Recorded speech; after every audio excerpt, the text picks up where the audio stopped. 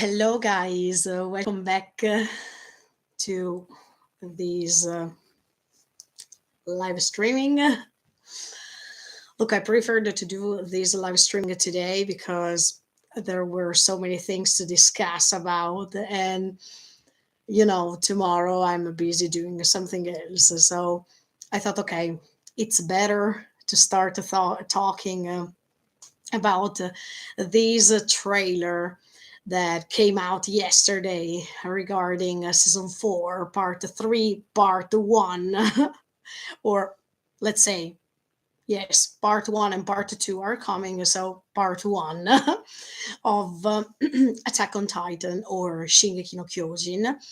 And look, I wanted to watch the trailer because of what I told you yesterday. That means I didn't watch it yet. I mean, I saw some frames, let's say, but as soon as it came out, I said, okay, it's better for me to watch it directly during the live streaming. So then, while I am analyzing the trailer, I can tell you my opinion and thoughts, as always, regarding what might happen this Friday, because finally this Friday we can say that the first half of this last part will come out.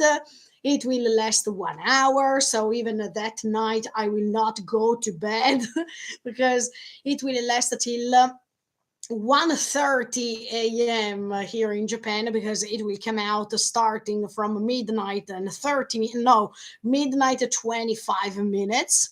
So it will last 1 hour, and I think that it will go straight 1 hour because at that time NHK is not putting any sort of commercial in between, or maybe they are just separating the two parts of the same day in thanks to few seconds of a break. But I don't think, I mean, I hope that, because I have to stop the cameras and turn them on once again to continue the reaction. So Friday night, you will be able to find the reaction on the channel.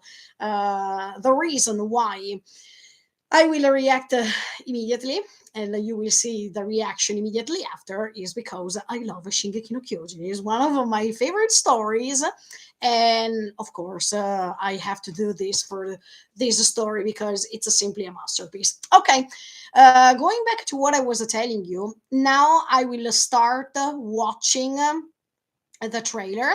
So let me just open YouTube, and okay, I am on YouTube actually, but I wanted to open it, on a tiny window. So in the meantime, if you have some questions to ask me, feel free, and because of course I want you to ask me some questions in the meantime if you need. Let me see. Okay, the audio is going ahead. Ciao Simone, ciao ciao ciao ciao ciao. Okay, I have a question. Okay, why is it written that it starts? Yes, I mean in Japan they count even the hours coming after midnight. So after 24 hours, you can even find 25 hours, 26 hours. And sorry if it's trembling a little bit. Okay, thank you. The reason is because here in Japan they tell you something like this to understand exactly the time that it's coming out. So that's the only reason. Sometimes you find even around some restaurants that it's written that they start opening from 10 a.m. and then the closure time, you see that it's written, oh, this restaurant is closing at 26. That means around 2 a.m. So yeah, that's the only reason. So they wanted to be completely honest with you to tell you exactly the time schedule, so when it's going to close, when it's going to open. I'm talking about, of course, the restaurants, but in this case, they wanted to be precise so nobody can misunderstood by saying, look, we said midnight, and maybe some people believe that it's 12, okay, but no, it's not. It's just uh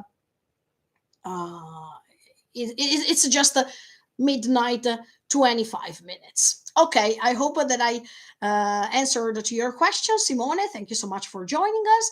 joining me. Okay, it's time to watch the trailer for the first time together with you. It's time to watch it.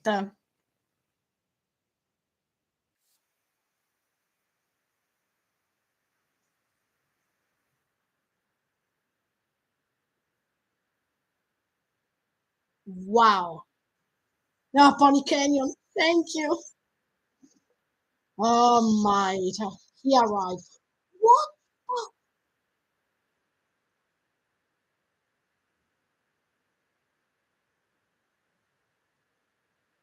Ooh, Hanji. No! Oh my. Wait, no, Hanji by herself? What? What? What?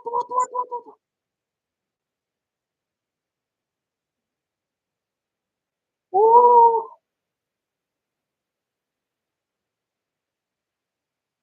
ah, Armin wants to talk to him. Oh, wow.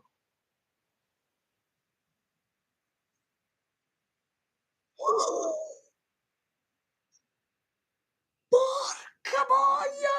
Okay, sorry.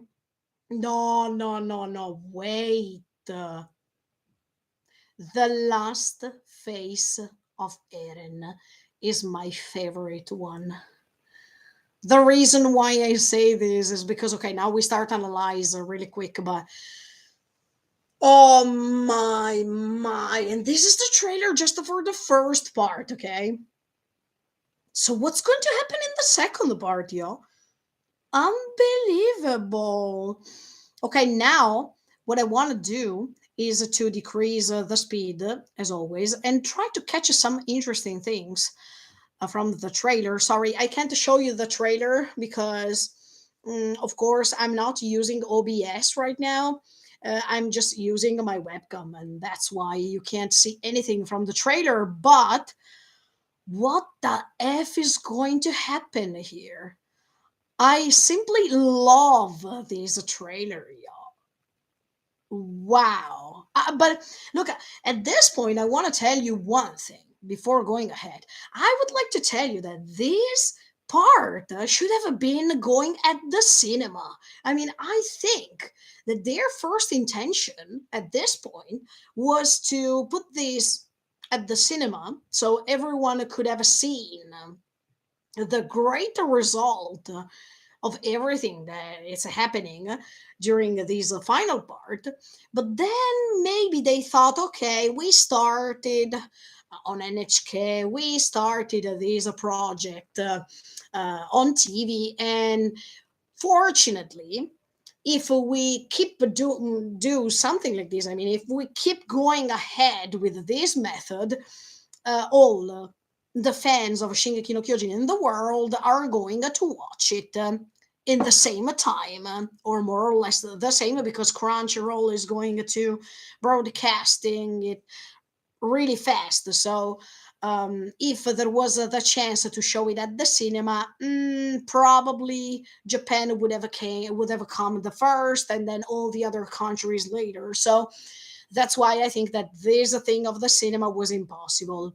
But I think at this point that when everything will be over and everyone would have watched these two parts completely, and they see even at the ending that, let me tell you, I hope they don't change anything, okay? Because many toxic fans are hoping to have their original ending. No, I don't think it's going to happen. And I'm so happy for that because this story has to stay the same.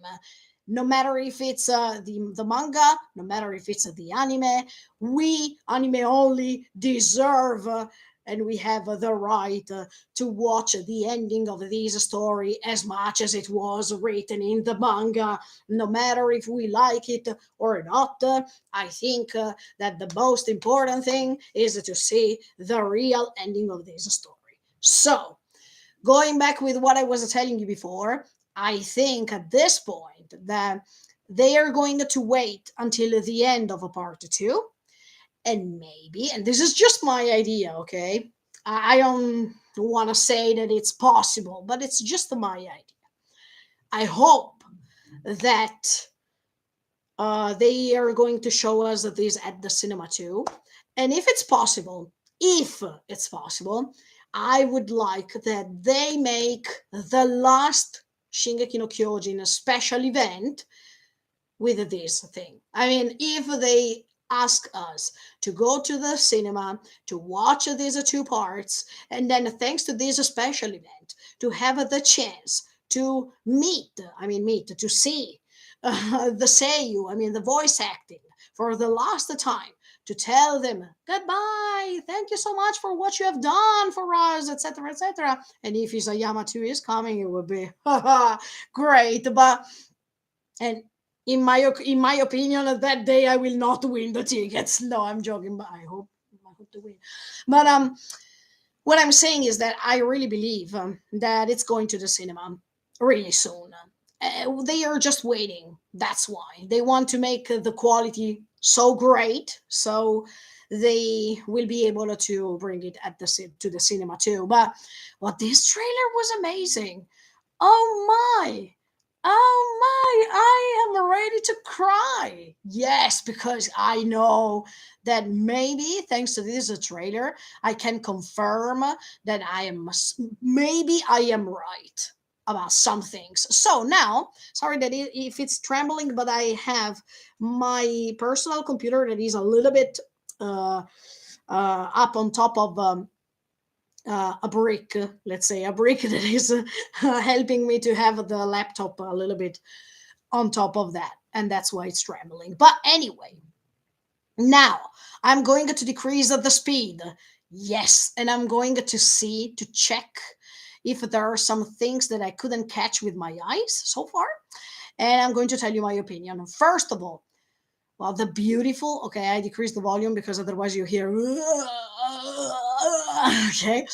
But first of all, the scenario, wow. I mean, you see these river, okay, and thanks to this perspective, you understand that the river is nothing, or it's so small compared to the Jinarashi that is the rumbling. Ah, okay, I say it now, no, I say it later. Okay, fine, let's go ahead. So first of all, we have these immense perspective, this immense vision, I mean, destruction, destructive panorama in which you see all these colossal titans approaching the other side of the world. That means Marley and the rest of the world. It's simply amazing. I totally love that. Let me increase so I can see. Okay, yes, it's marvelous. Because okay, in the meantime, if you have some questions, leave them in the box, because now I'm not checking the box. I'm just putting full screen everything so I can see.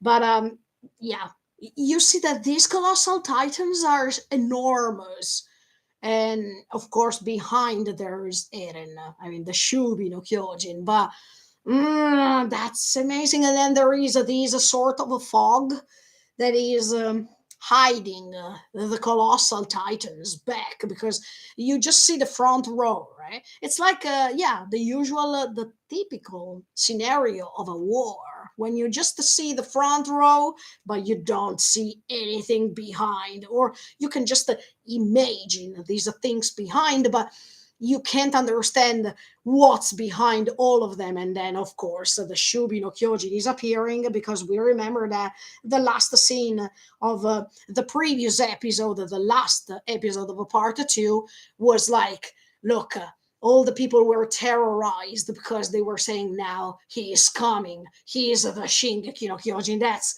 iconic. I mean, that scene is memorable, simply memorable. And look, if I think about it, I get chills already still. So I wonder what kind of chills will I have this time. But anyway, and can I be honest with you? I love even the fact that every time a trailer of Shingeki no Kyojin is starting, they put Isayama Hajime as this big name that is appearing. Hajime, thank you so much for what you have done so far. This story will never be forgotten. Let me be honest, and I hope that this is going to happen. I hope that Shingeki no Kyojin is going to be remembered even after 10, 20, 30 years because it will help other stories to become really important in the future based or maybe because they took inspiration from it. But anyway, let's go ahead. I really love the details already. Let me tell you. Yeah. Okay, now the trailer is going. I'm just. Okay, there is. Now, here we go. I mean, there's Hanji, and there is these men. Who is this man, yo? Who is this man? Wait, wait, wait, wait.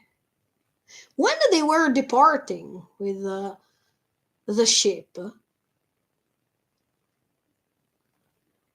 okay, of course, what's his name?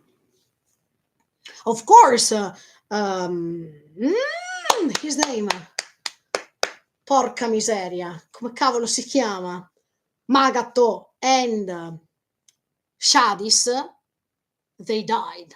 So, of course, it's not them. But who is this man? I don't think. No, I don't think it's not. I mean, it's not Sasha's dad. No, no, no, no, no, no, no. Right?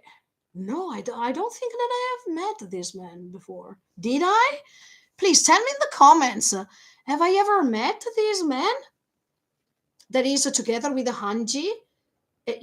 We are in 002. I mean, we are 002 of the trailer. Look, I'm going to put you the link in the chat box so you can watch it with me. It's one of the Osumabito. Okay, thank you very much. Thank you, thank you, Myron Garlic, to reply to me. Thank you. Okay, Asumabito. Perfect. Yeah, because I was afraid that I forgot something. Look, it's already almost 1 year, so maybe some things I lost them. But before Friday, I have to rewatch some things. Okay. Anyway, they are together, and they are hearing that the Jinarashi is approaching because there is in the trailer there is even the trembling, and later I'm going to watch the trailer again with the volume. So okay, let's go ahead. They are terrorized, y'all. And in fact, everything is trembling. Okay. Okay. Uh-huh. Hanji, I am afraid for you, sincerely. After this trailer, I feel kawaii. I mean, I feel scared for you. Okay. Then she's talking. Okay, then we see Reiner. We are 007. Okay, 7 seconds. Okay, just to let you know where am I. Okay. Mm-hmm. And Reiner is looking, and he is petrified because, of course, he is seeing the vision that he has never wanted to see. Also, because we needed to remember, guys, that Reiner is having his family and his relatives on the other side. So everyone has, how can I say? Everyone has a goal to reach. You know that in Shingeki no Kyojin, it has always been like this. Everyone has its own interest, its own purpose. So it depends how you see the characters and if you try to put yourself in all these characters, right? But the good thing is that no matter which character you're choosing, and no matter if the purpose is big or small, but they have it. So that's the greatness of this story too. But the fact that Reiner is looking like that, it's like it reminds me when in season 2 he was talking to Eren, or he was talking about Eren, when he understood, thanks to the touch between Eren and um, Dinah Fritz, that there was that sort of a thunder that was reaching everyone who was a Titan owner. And I remember that day, Reiner said, Eren, I hoped that person was not you. So, yeah, when he's looking now, I feel like, Reiner is thinking the same thing, I guess, because he would have never liked that Eren was that person who was inheriting the the founding Titan. But anyway, let's go ahead. Okay, Reiner is like, and then wow, look, I love this scene, y'all. 008. I am 008 of the trailer. You have the link in the chat box, so you are following me. I love this way in which they are representing this scene because everything is turned upside down. Guys, the first episode you saw Eren that was below, I mean, he was standing, and his vision was the colossal titan that was destroying Paradise, or at least Shiganshina, okay, and later even the Paradise in general. But now in these 008, 8 seconds of the trailer, you see that everything is inverted. You see that Reiner is looking in front of him, and instead of a wall, he has, yes, a moving wall of titans, and he is even having the vision of the Shubi no Kyojin. I mean, it's like as if everything is turned completely upside down, and now Reiner is looking and he's having the perception, he's having, I mean, he's understanding Eren more than ever, because now it's like as if now it's his turn to watch from his perspective this time the same vision that Eren saw in episode 1. And this thing that Isayama is doing all the times, that means to make a sort of a mirror scene in which you can understand that no matter who's the protagonist, who's looking up, okay, no matter the character that is over there, everything is always wrong, right? It could have been wrong for Eren in episode 1, but now it's wrong because Reiner is thinking about his family. The same thing that Eren was thinking when in episode 1 he was saying, oh no, I mean, they are destroying the place that I lived, and it's time for me to go home to see if my mother is still alive. That's the same thing. So I love Reiner, but of course, in my heart, there will always be Eren at number one. But I love the fact that Isayama is playing this trick to us to see that no matter where you stand, it can happen to you, it can happen to me, we can have different visions, but the thing is that we always wanted to protect our dear people, that always we need to help them or to protect them because it's part of our instinct that we have to do something like this. It's like when Annie is saying the same. When Annie wants to go back to protect his father because of the promise, because of this, because anyway, we understand even from a character like Annie that even if she seems to be so cold as a character outside, inside she was always traumatized by her decisions, by even by the fact that she couldn't know if she could come back. But in this case, we know that she will be back. So the promise is fulfilled, but will her father survive? Let's see. So will Karina survive? Okay, let's see. Let's go ahead and watch it. But if Karina will survive, there will be a difference. Because in the case of Carla, she couldn't survive. But in the case of Reiner, she probably is able to survive. Let's see what's going to happen. But I look, this 008 is everything. I mean, sorry, I say 008 because it's the 8th second of the trailer, because now I am analyzing each scene. So be prepared. Okay, let's go ahead. Wow. Wow, I love it. Thank you, Mappa. Thank you, Mappa Studio. Oh, look, now I am at 0 10 seconds. The Colossals, okay, the Colossal Titans. What I really like, let me tell you honestly, is that each Colossal Titan has a different face. And I like that because it makes you understand that they were all different. I mean, these colossal titans are coming from different faces, different people that were transformed into titans.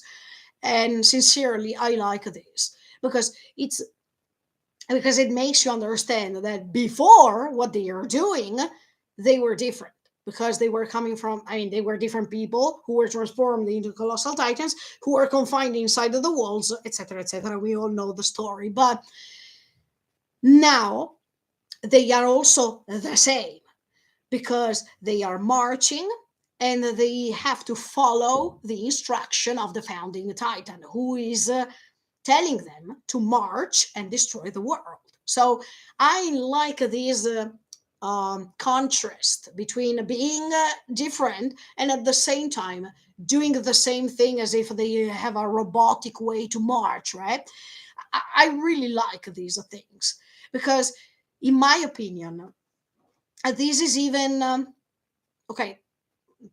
Maybe it's not right what I'm saying, but it's like what it's happening in real life too. When you maybe sometimes are forced to believe the same things, otherwise you are bullied, otherwise you are uh, put aside. You have to think sometimes of the same things as others, but this is bad because each of us has an individuality and we should be different instead. But when now the Shubi no Kyojin is ordering these colossal titans to march, it's like as if, yeah, they are robots. But I like this detail of the fact that the heads, they are all different. I simply love that. Let's go ahead. Very good. Good job, Omappa. Thank you. And then Pony Canyon. Thank you, Pony Canyon, for publishing these kind of amazing things. I still have the box of a Pony Canyon that I received with the tickets. Oh, yeah. Look, I am 15 seconds right now. Right now. 15 seconds of the trailer. And you see this rock that is on the left.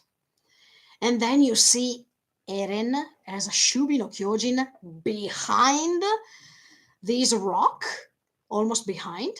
And the thing is that you understand the dimension. I mean, you understand the proportion of how giant, of how enormous this Shubi no Kyojin is. That's really essential for us to understand the dimension of this Shubi no Kyojin because it's compared to the destruction that it's going to bring as a Jinarashi. I mean, it's as a rumbling, right? So I really like even the fact that they show us definitely the proportion of what's going to happen. And I still wanted to remark these guys. I just believe that what Eren transformed into is just an incorporation of all evil things, all the things that were so bad in the world. It's like as if Eren decided to embody all these things, and that's why even the proportion of these Titan is this way. I mean, it's so big because it's automatically representing the proportion of evil things in the world. It's like as if I wanted to describe with words how bad do I feel, right? And the more I use great words,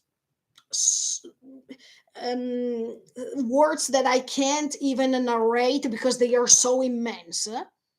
Yeah, that's the same thing. In this case, we have a size, we have a proportion of a Kyojin that is telling us, look, I am embodying all the evil things on earth. And that's why the result is me.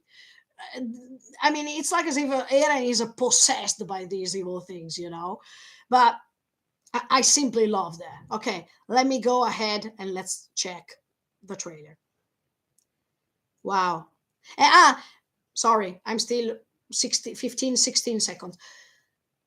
These clouds that are hiding Eren, that are hiding the proportion, or they are hiding even his face, it's traumatizing. I mean, it's terrorizing the people who can't see what's coming, okay? It's the fear of all people, I guess, because it's like when in Japan there was this tsunami approaching. You know, even at the end of a part two in the last episode in the reaction, I was telling you something like this. This reminds me when people were seeing the size, I mean the height of the tsunami when it approached, but even the fear to wait for it, that it makes you feel even more terrorized, because when you see something, but this is something is hiding behind these clouds, behind this fog that is omnipresent over there, you feel more scared because you don't know what's coming, you don't know what's approaching. Okay, so I try to put myself right now in the Marley people position, or soldiers, when they were there and they saw, first of all, these colossal titans, right? But then they saw something even more enormous approaching them, and you were like, oh my lord. I mean, what are we going to do now? And the proportion is different now, because at that time in season one it was a colossal titan, but it's a I mean, the feeling is the same, because at that time the population inside of Shiganshina, or the population inside of a paradise, they haven't ever imagined, okay, that there could have been something taller than the walls, right? So when they saw this colossal titan appearing, they were like, no way, there's something that it's even bigger, that it's even taller, and it's monstrous. I mean, it's enormous and it's really scary. Okay, that's what's happening now in Marley. Even if the proportion is different, the feeling of something that is more enormous than their expectations, that means the colossal titans approaching. Now, behind it, there was even something more enormous that they told them, look, even if you think that you can defeat the colossal titans, behind there is something that I don't think you can defeat.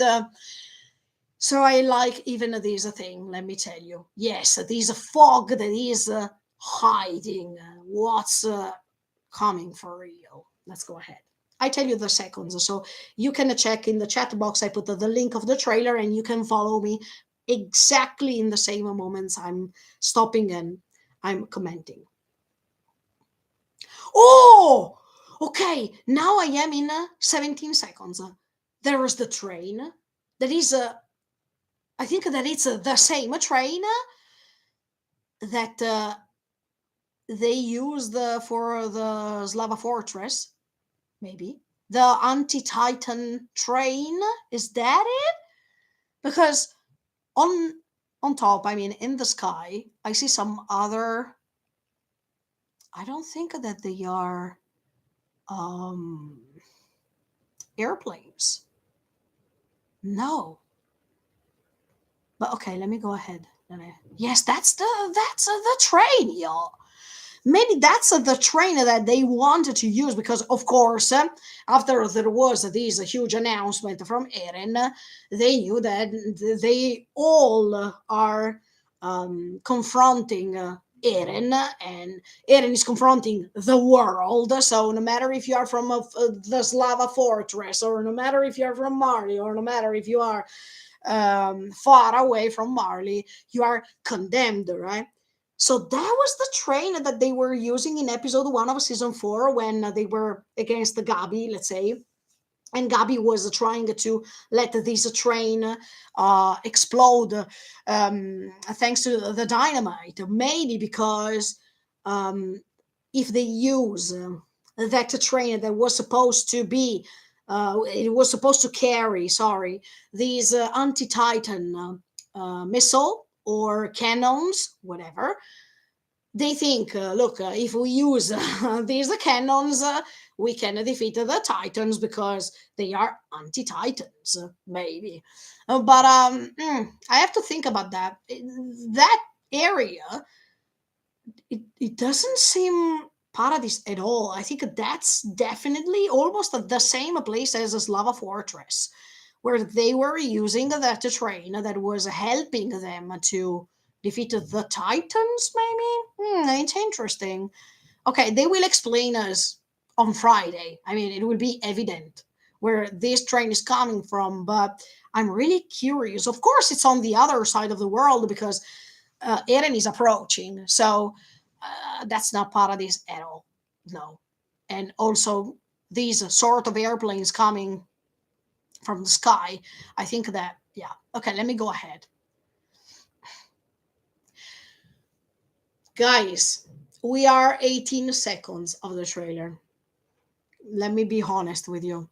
That's hell. I mean, that is the representation of hell as we imagine. I mean, as we human beings usually portray. Because all those red flames falling from the sky, and if you know what I mean, most of the times, not just the singers, but even in literature, sometimes, okay, not Dante, no, not in that case, Dante, but um, some literature men, they were referring as Lucifer. I mean, as for Lucifer and its image, they were always saying that the fire, I mean, it's like these fire rain coming from the sky, that it's falling down.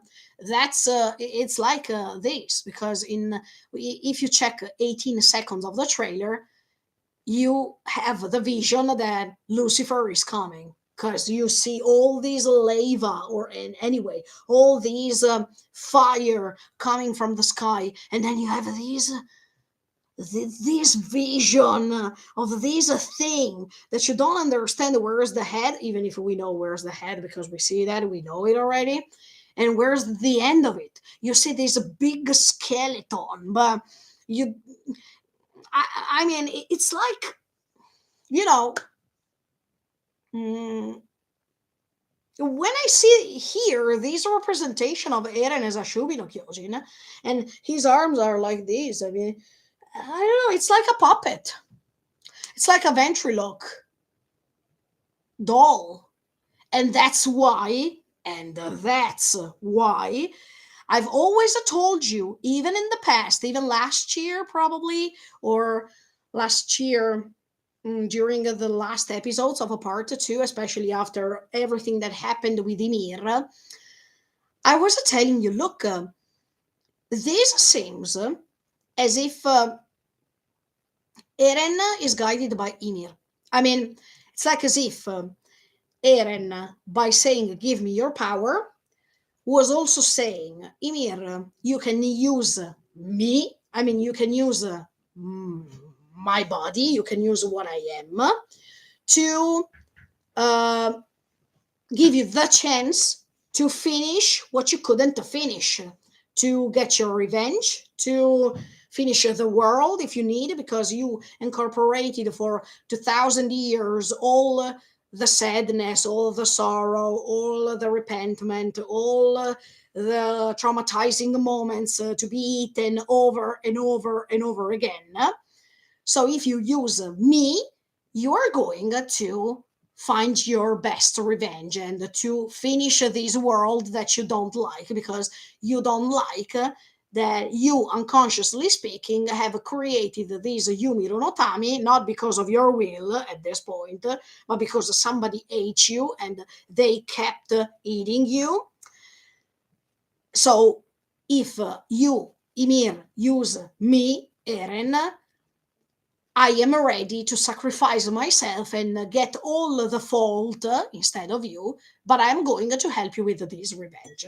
So when we see Eren like this, with all the fire falling from the sky, uh, I don't know, the Shubi no Kyojin that is having this arm like this, and I don't know, he seems like a puppet.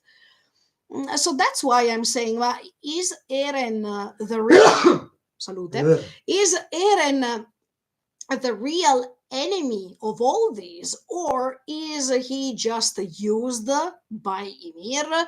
This is fascinating because it's like as if we go back to the question that we have always asked ourselves in throughout these months, or especially when the episode came out in which we couldn't understand who was the demon and who was the little innocent girl. At this point, are we sure that Eren is the real demon of all of this situation? Was that the king, let's say, of all Eldians before meeting Ymir, who was the real demon? Or at this point, even Ymir can turn into a demon and let Eren lose his humanity to reach this purpose for her sake, to save her at this point after 2000 years. But look, I really like this image.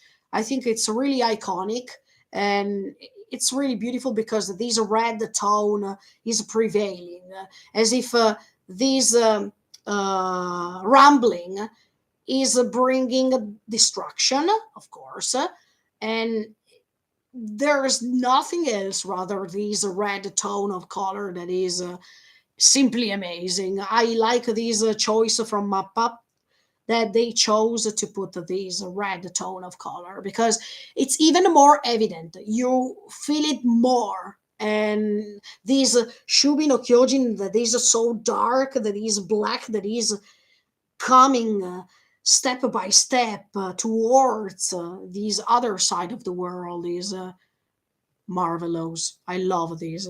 I really love these. Okay, let's go ahead. And then you see his face. Okay, his face from another perspective. You see the usual ears. I am in 19 seconds right now. Yeah, you see these ears. That reminds me when my mother was saying, when she saw Zeke for the first time. I still remember when she said, and you can find the reaction videos on the channel, but she was saying, look, he, that means Zeke, has the same effect, no, has the same ears as Eren when he is transforming. At that time, I was like, how could you understand all these things when nobody thought about that?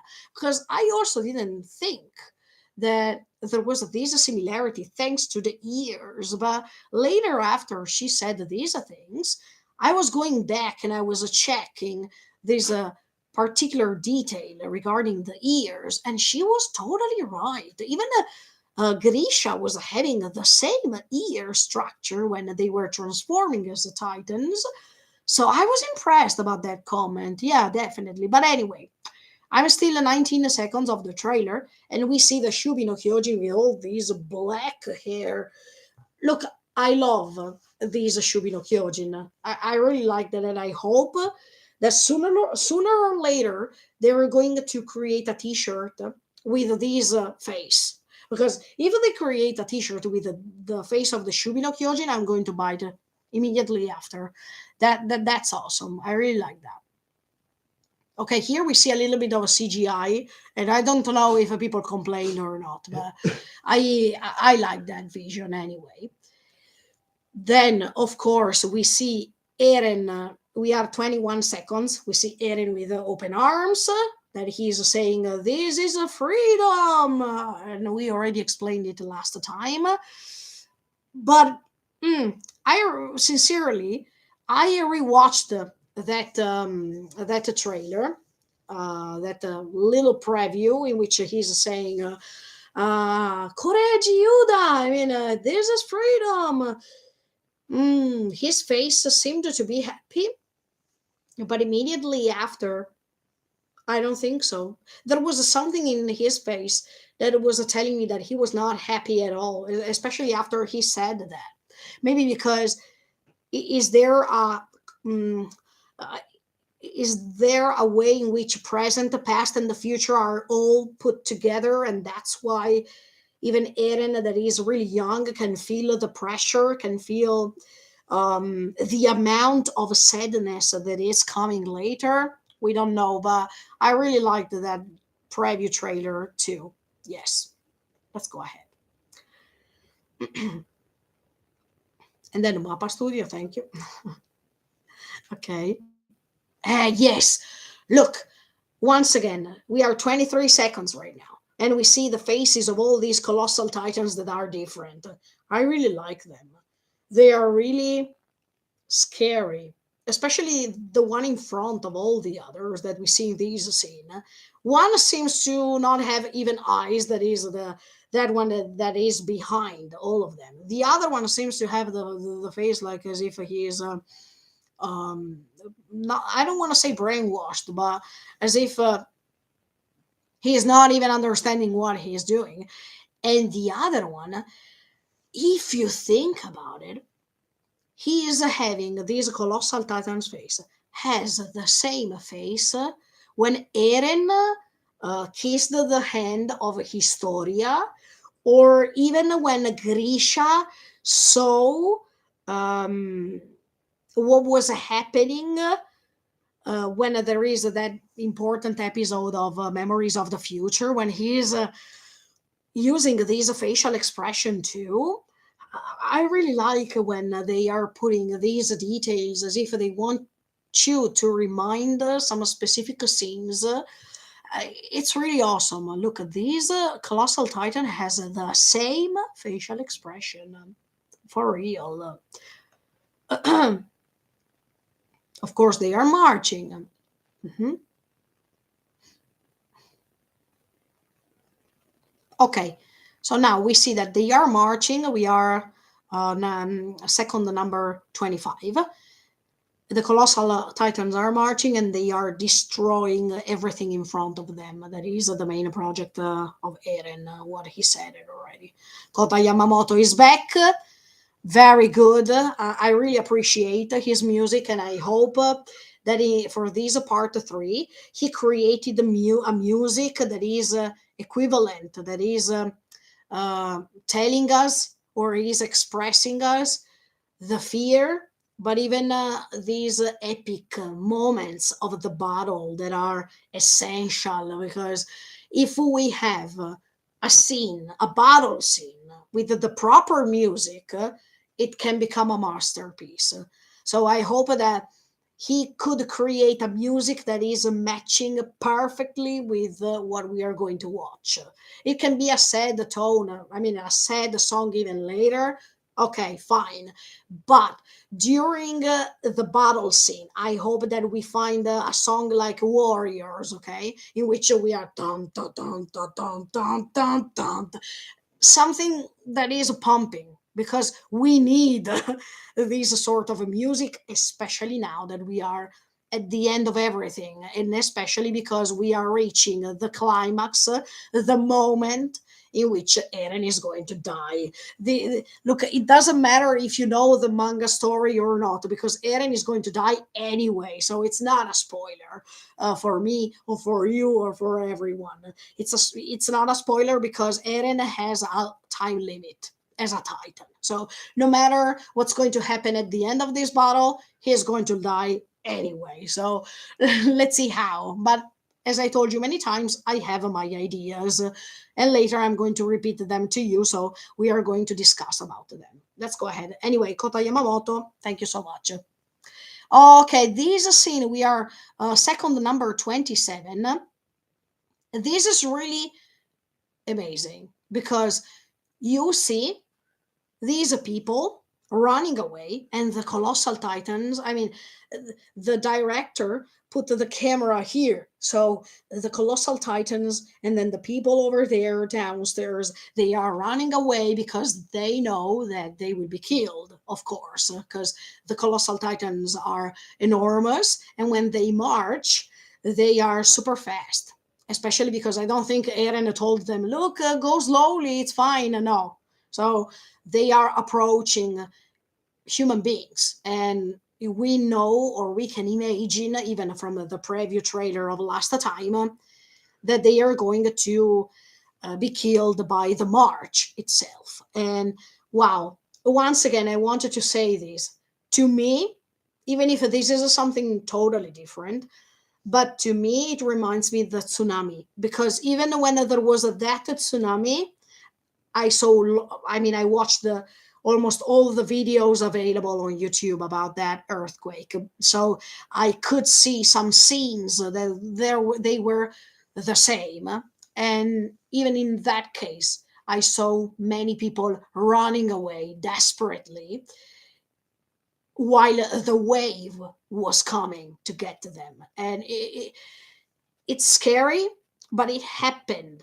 And I like that, even if we are talking about colossal titans, but as I was telling you, these colossal titans, plus these fog, these clouds appearing, and then even Eren behind, destruction, pure destruction, okay? It's coming, it's approaching. And people, anyway, they try to run away because many times I told you this. That's the way in which the human being is approaching to life. People always wanted to survive, of course. They always struggle to find a way to survive, right? So even if, partially speaking, they know that they can't or they will never be able to make it, anyway, they run because that's part of the surviving instinct that everyone has. So I don't blame them. I would have also run even if I knew that I would have never been able to survive. But that's how we do. That's what our body tells us to do. Our intention is directly corresponding to our instinct at that time. So people who are going, but I think they know. And then, second number 28, we see Eren's face once again, that is coming from the last episode of a part 2 that we saw last year. That it's amazing. Look at his eyes, yo. That's awesome. Yes, if they can make a T-shirt with this face, tomorrow I'm going to buy it. That's awesome. I love this Shubi no Kyojin because it's actually representing the devil. That's the face of the devil that we have always imagined when we watch a horror movie, when we have read um, uh, some religious uh, some religious papers, or some religious novels, or even the Bible in this case, but even some literature things that are talking about Lucifer, or they are talking about a devil anyway. We have this representation, more or less. So I like that the Mappa Studio decided to take these project seriously and make it as, I've never opened the manga, so I don't know if in the manga it's even scarier or Mappa made it scarier. I don't know. I will tell you later when we open the manga together. But I really like that Mappa decided to take inspiration from the manga and try to remake it almost 100%. That's really respectful. That's something that I have always liked from the beginning. I mean, from the moment that they told us, okay, with the studio abandoned and Mappa is going to join, but Mappa is going to follow the manga, especially for the facial expressions and whatsoever, more than Wit. I think that I still believe that Mappa was a great choice, because I don't know how these Shubi no Kyojin would have been represented by Wit. I don't know. Maybe one day they will make it just as a commemoration of the ending of Shingeki no Kyojin, but In that case, I would have been so curious to see it. Okay, and then guys, 30 seconds of the trailer, number 30. There's Hanji by herself. I don't understand why. Why Hanji is alone here. She has two thunder spears. She has the mantle that is amazing because this mantle reminds me of Erwin.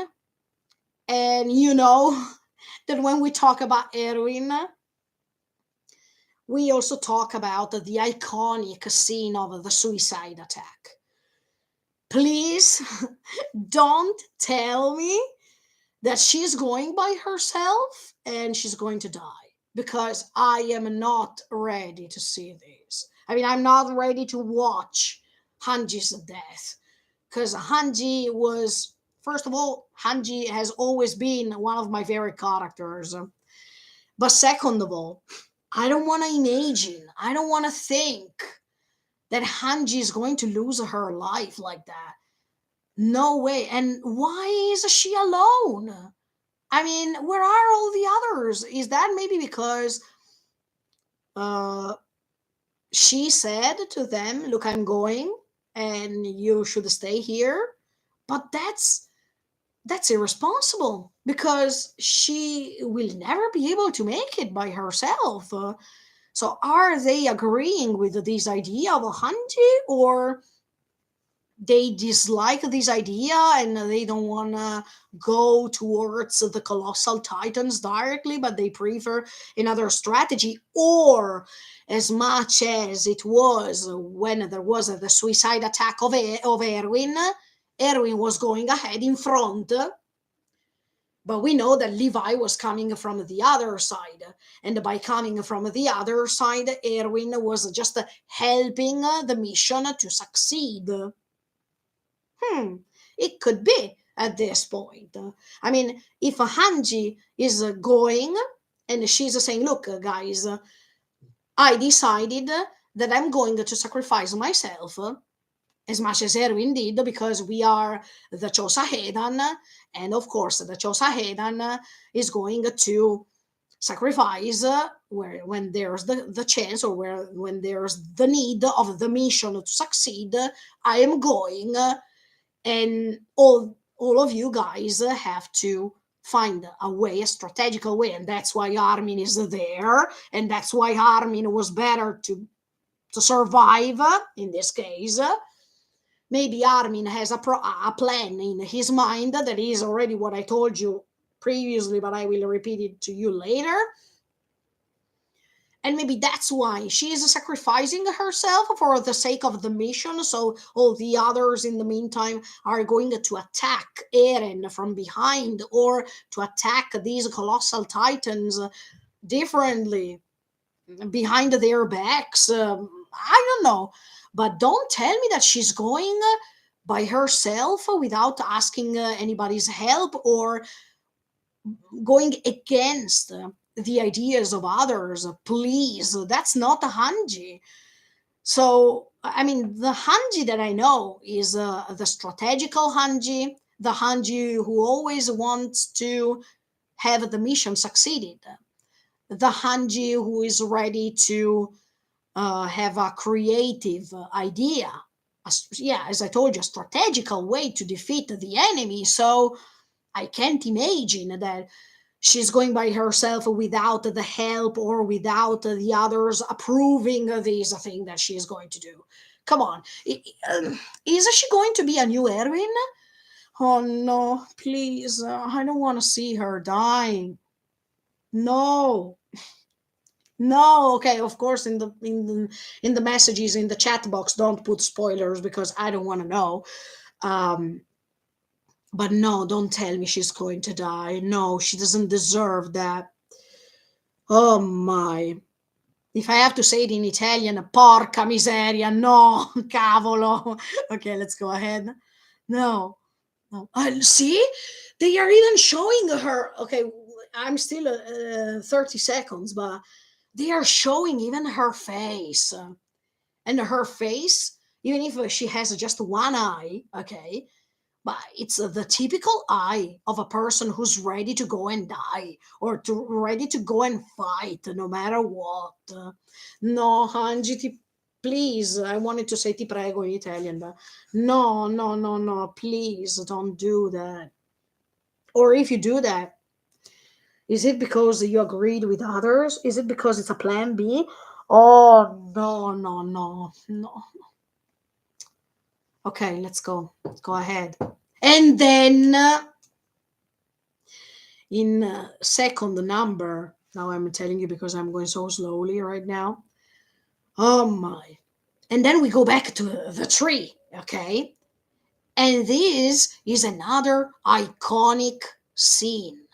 You know, Levi is sitting because he can't move. Is that Levi? Yeah, that's him. Then we have Jan, Connie, Armin, Reiner, Mikasa. Where's Annie? Okay, maybe she was over there.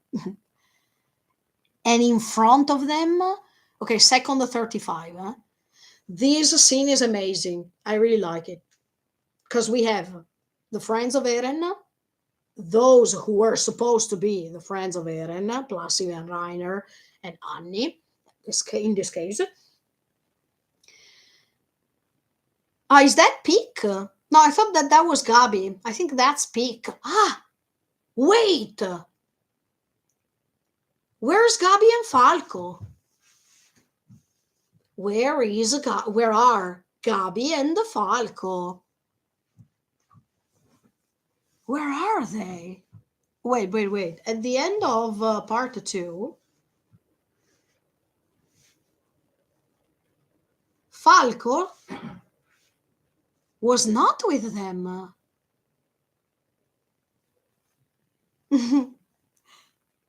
So, where is he right now? Okay, we know that he ate Galliard. Okay, so he became the new Joe Titan, and now we saw him when Annie and the Reiner were fighting the followers of the Jägerist. What's his name? Flock. Yes. Falco joined the battle. Yes, because we saw him transformed already. He wanted to join to help all the others, so he transformed. But later, I don't remember where did he go, yo. He's not there. So is Gabi together with him? And maybe Gabi and Falco? Okay, I have an idea. Wait, because here the ideas are coming out of nowhere. I mean, while I'm watching, I'm thinking, okay, maybe Hanji is going and says, I'm going frontally speaking. I mean, I'm going straight. And if I have to die, let's die. Because it's part of the Chosa Heidan, and the Chosa Heidan, the soldiers are not going to step back. They are fighting for freedom. So Hanji maybe is going in front, and maybe she's going to die. Let's hope not, but okay. Gabi and the Falco, because Falco, when he transformed, he was a bird. Because, of course, Falco in Italian, it means hawk. So that's why he's flying, and that's why that's his way to be the Joe Titan. Okay. So Falco and the Gabi, they will come from the sky. I mean, they will come from here. Hanji is coming from here. And Armin and all Mikasa and all the others are coming from all the other ways with the ODM, right? Because they have the ODM. So they can repeat the same thing that happened during the suicide attack of Erwin. I mean, from one colossal to the other one with the ODM, they can, and in the meantime, they are going to defeat all the colossal titans. This could be possible. But at this point, I wanted to ask myself another question. Where is Yelena? Because I remember that Yelena and Onyankopon, they are still together with them. But in this scene, they are not appearing with them. So yeah, there are so many strategical ways. Okay, please don't tell me one thing. Don't tell me that they are going to repeat the suicide attack of Erwin. I mean, maybe Isayama too wanted to repeat almost the same scene to commemorate Erwin. Because look, I'm going to cry hard. I mean, on Friday, if they do me something like this, that means maybe before the strategical attack starts, they are going to show you the flashback, okay? As always, to let you cry, and you're going to watch these flashback in which they show you Erwin going to die, okay? And then Hanji and even Levi, whatever, they are going to say it's time to pay respect or to remember our captain, whatever. I don't know. But if they do something like this and Hanji is going to die, no way. Okay, let's go ahead. Let's go ahead. But I like this scene. Okay, Jan, Connie, Levi, Peak, Armin, Mikasa, and Reiner. Okay, let's go ahead. Ok, bellissimo. Amazing. Look, we are second 37. The little Eren and the little Ymir. Wow. Wow. I love this scene.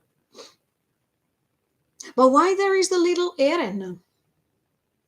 Because the little Eren said, Gyuda, it's freedom. And he's next to Ymir, who was always searching for freedom. So they have this thing in common, because both of them are searching for freedom.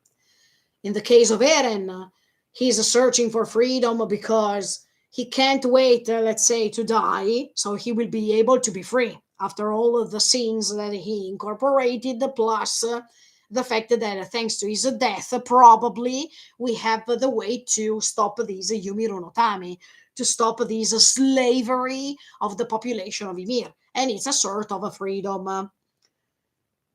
Ymir wants to be free because of 2000 years of slavery, and because she was always confined over there for 2000 years in this other dimension with the coordinates, waiting for someone coming. But the thing that I like the most is that while Ymir was hugged, Eren was adult. But now it's like as if Ymir and Eren are having both of the same age, because when Eren was young, he was always, he always wanted to protect his family, to be next to his family, to live peacefully. And it's a kind of a thing, it's a sort of a conception, is a sort of a, conception of love. Ymir was doing the same thing. If you remember, after she was condemned to be a slave of the King Fritz, the first one, I remember that King Fritz and a woman were kissing, and she was looking at this vision without having any sort of a facial expression. But at that time, it seemed as if she was hoping, as if she was aiming at love too, right? So they also have these two things in common, because it's like as if both Ymir and Eren are trying to find peace, freedom, and love at the same time. And this is why, in my opinion, everything is represented as Eren as young, because when he was young, he also had that moral value to protect his family, to do things no matter what, to follow, to have love in his life, to have a family, etc., etc. So to protect Mikasa and whatsoever. So uh, we have these young Ymir and young Eren for also for this thing, but at the same time, we are always next to these tree of coordinates, and that Eren compared to the Eren that we saw in the in the teaser trailer some months ago. In that case, Eren was crying, right, and he was next to a tree. Uh, he was crying, he was next to a tree, but in this case, in this trailer, you see that Eren doesn't even have a face. I mean, it's all black, it's all dark. His face, you can't even recognize it because it seems that he doesn't even have the eyes. He is just like in that scene when Grisha told Zeke, please try to defeat Eren.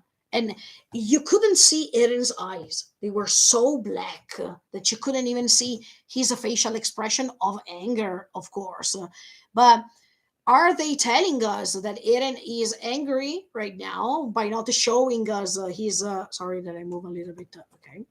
Um, are they telling us that Eren is angry at this point? That he doesn't want to. I mean, it's a choice from Mappa not to show his face, or even in the manga at this point we couldn't see his face. This is really interesting, but yeah, I really love the fact that Ymir is standing next to Eren.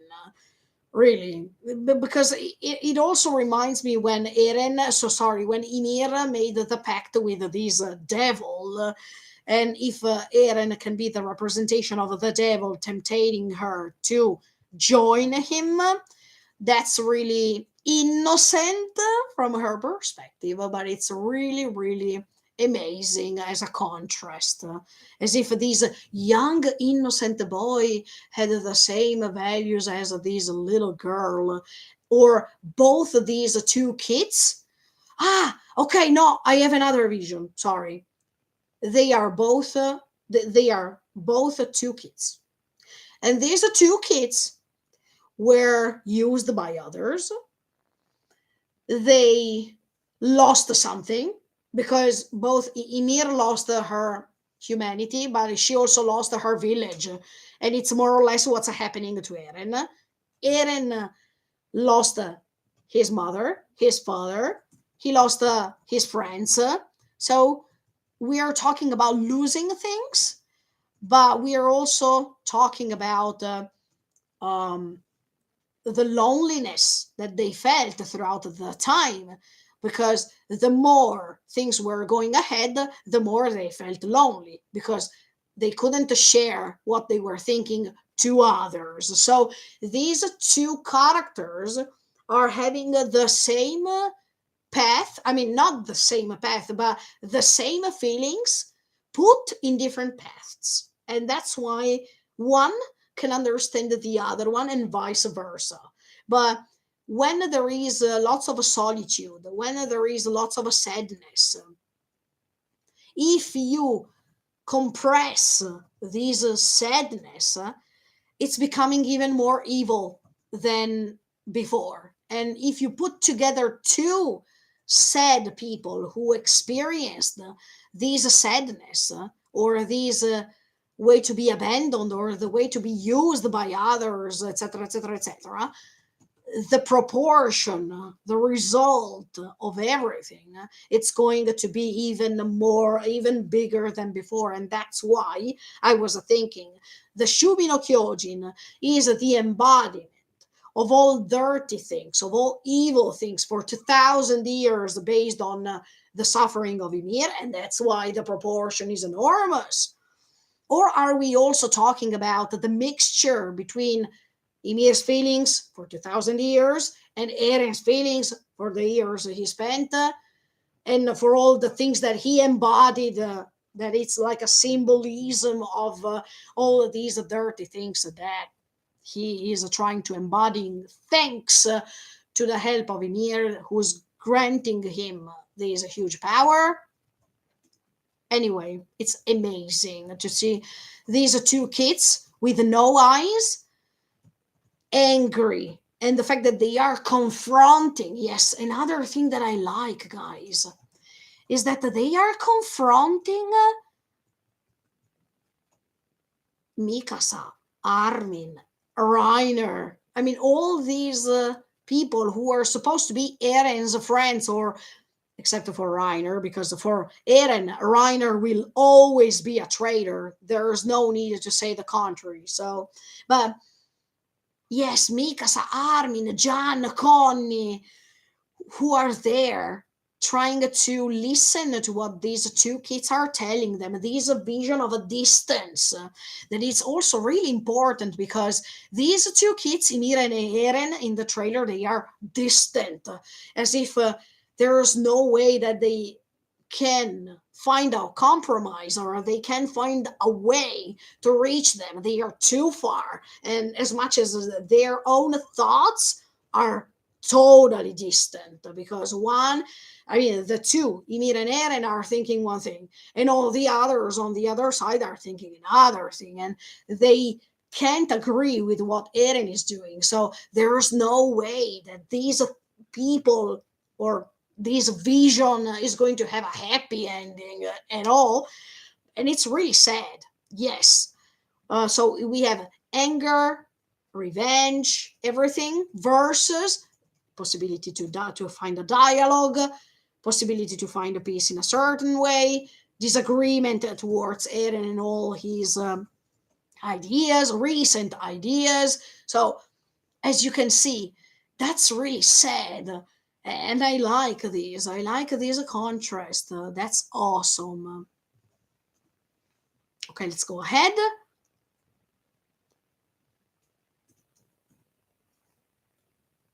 And then there is pitch black. Okay. Oh, yes. Okay, now minute, 40 seconds. We arrived at 40 seconds. Guys, there's Armin, and his face that tells you already everything, in my opinion. Because when he is no, wait, where is Armin in that scene? I have to see. He is inside a zeppelin, or is he inside, I mean, an airplane or something? Is he going to transform from there? Listen, wait a second. Is he go? Oh, is he going to transform? I didn't think about that, because as much as I was telling you, I was thinking about Falco and Gabi coming from the upper side. Then there was a Hanji going straight, and maybe Armin, Mikasa, and all the others were using the ODM as much as for what happened with Erwin, right? But now in the next scene, I can see Armin that is trying to jump from an airplane, a Zeppelin. Let's see what that is. And is he going to transform like Zeke was transforming in the Slava fortress by going down and transforming?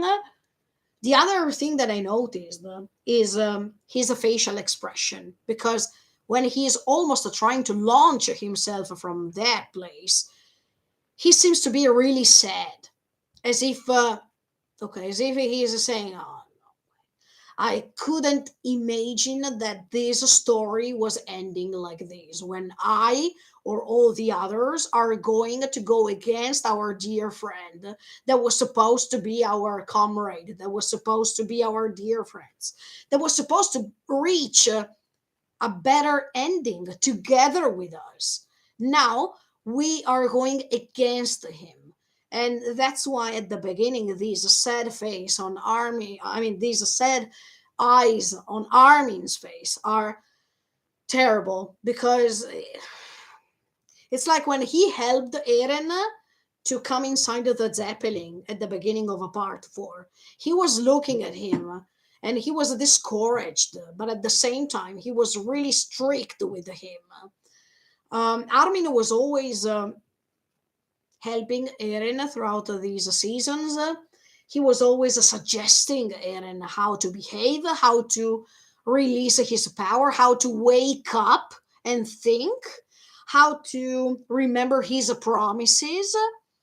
I mean, he was like a mentor for Eren. He was like I don't want to say a teacher, but anyway, Armin was the one who was supposed to be the helper of for Eren, as much as Eren was always helping him when Armin couldn't even move, couldn't even take a sword, or couldn't even react. Right?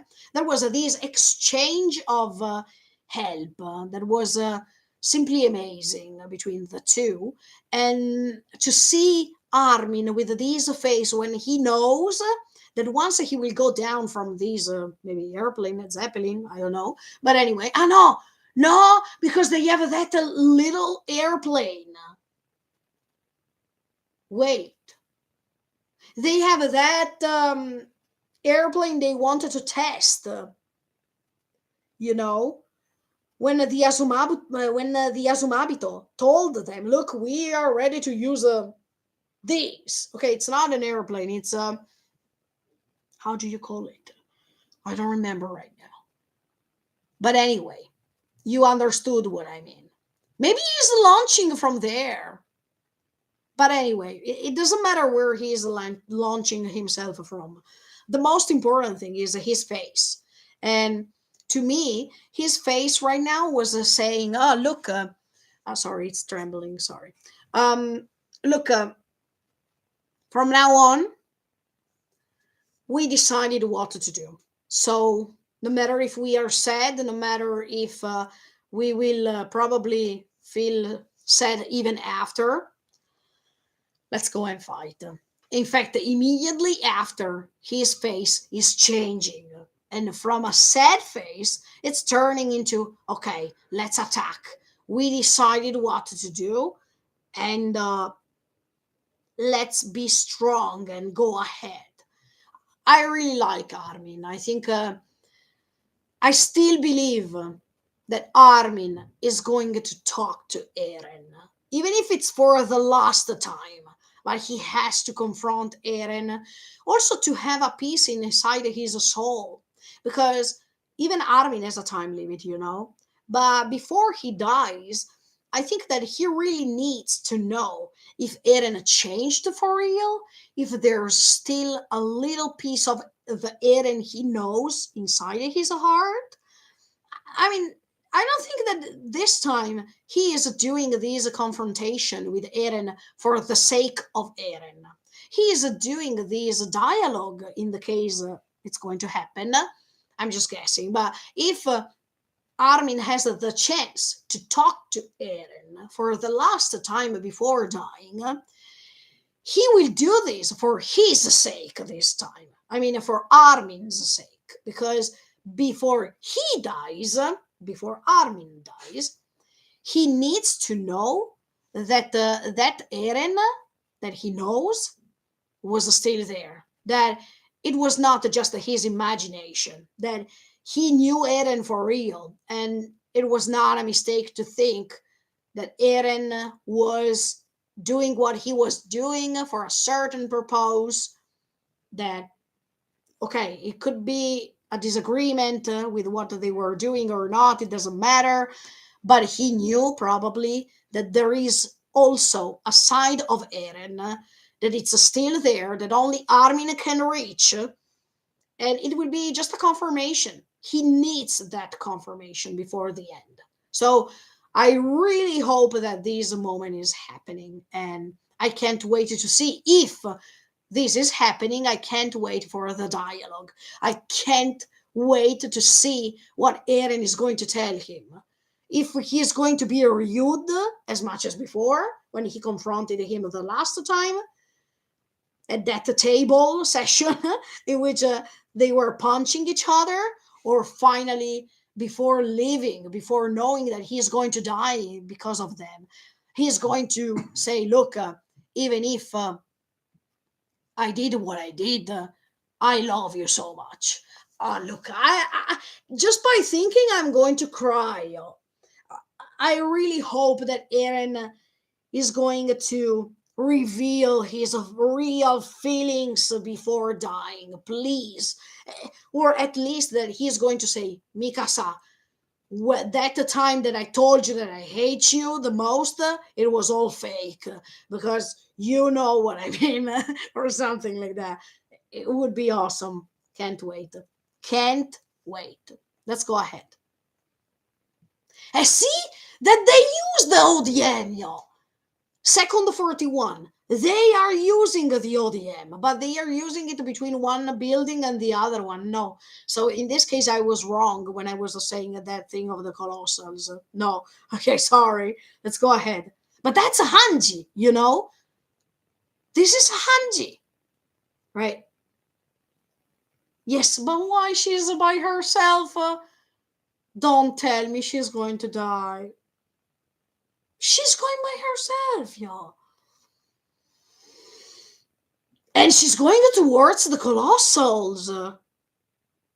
But why are you doing this? Are you going to do this because you wanted to distract all these colossal titans? But it's impossible because they are tens of thousands. So one thing, it was the titans with Zeke at that time in season 3, part 2. Okay, it could have been possible. But here there are tens of thousands of colossal titans. How are you supposed to distract them just by being by yourself? This is illogical, and that's not something that Hanji would have done. I don't understand in this case. No, why, Hanji? Don't go. Don't die, please. No. Then, second number 48, there is a big detail of Anji's eyes, as if she's looking at the colossal titans. Is she thinking something? Is she noticing something? Because her eyes is like something like this. So she recognized something. But maybe, unfortunately, if she's going to die, she doesn't have the time to tell the others. No, please, no. No. No. I don't want to see her dying. No way. She deserved to leave, actually. No, please. She's looking at the colossal. No, look, second 40, 48, 49. Yes. No, 49 when she's there. And in front of her, there are all the colossal titans. Is she going to use the thunder spears, the Raizo? Oh, boy. But even if you use the Raizo, it's not going to work because there are too many. I love the mantle of the Chosa Heidan. That's iconic. That's like when Erwin used it, and in season 3, part 2, all the others were jumping with the ODM, right? Like these. I liked it because even Levi used it in season 4, part 1, when there was the attack on Liberio. Amazing. He was using the same mantle. Don't tell me that mantle is Levi's mantle, right? Because Levi was using it in the Liberio attack. Don't tell me that that's Levi's mantle. I'm going to cry already. Was that Levi's mantle? Is that her mantle? Or Erwin's mantle? Because actually she is the new commander of the Chosa Heidan. So, intriguing, but it's so sad. It's really, really sad what I'm seeing right now.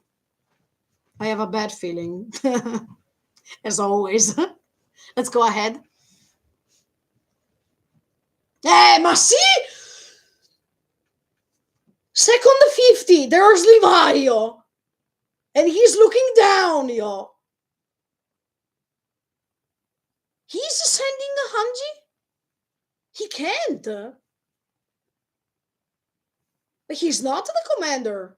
No, Levi, don't do the same thing you did with Erwin, right? No. Because at that time, he was saying to Erwin, go and die. No. Levi, what the F are you doing, yo? Follow the trailer, guys. I put the link in the chat box. We are 50 seconds, okay? There's Levi looking like this. I mean, I can't see his eyes, okay? But his facial expression is like, no. Did he repeat the same thing? Why, Levi? What are you doing? Please tell me that there is a reason why you did that. If you did that. Why are you sending a Hanji to death? Why? There's no need for her to die, yo. Okay, she's the commander of Chosa Heidan, but are you cursing all the Chosa Heidan commanders? I mean, first with Erwin and then with her? Did she want to go and you didn't want? So that's why you are sad because she goes and you know that she's going to die? And you wanted her to stop doing so you tried to refrain her from doing that? I hope that that's the option, the right one. Otherwise, why did you send her? No, now I have to imagine, yo. No, Levi, don't tell me you sent her. Please, just be sad because maybe Hanji said, I want to go. And you said, no, don't go. And she said, look, I am the commander of Chosa Heidan. I'm going to decide by myself. Let me go. And then you let her go. And at the same time, when you let her go, you remember what happened to Erwin, and you felt so sad, and that's why you have that facial expression.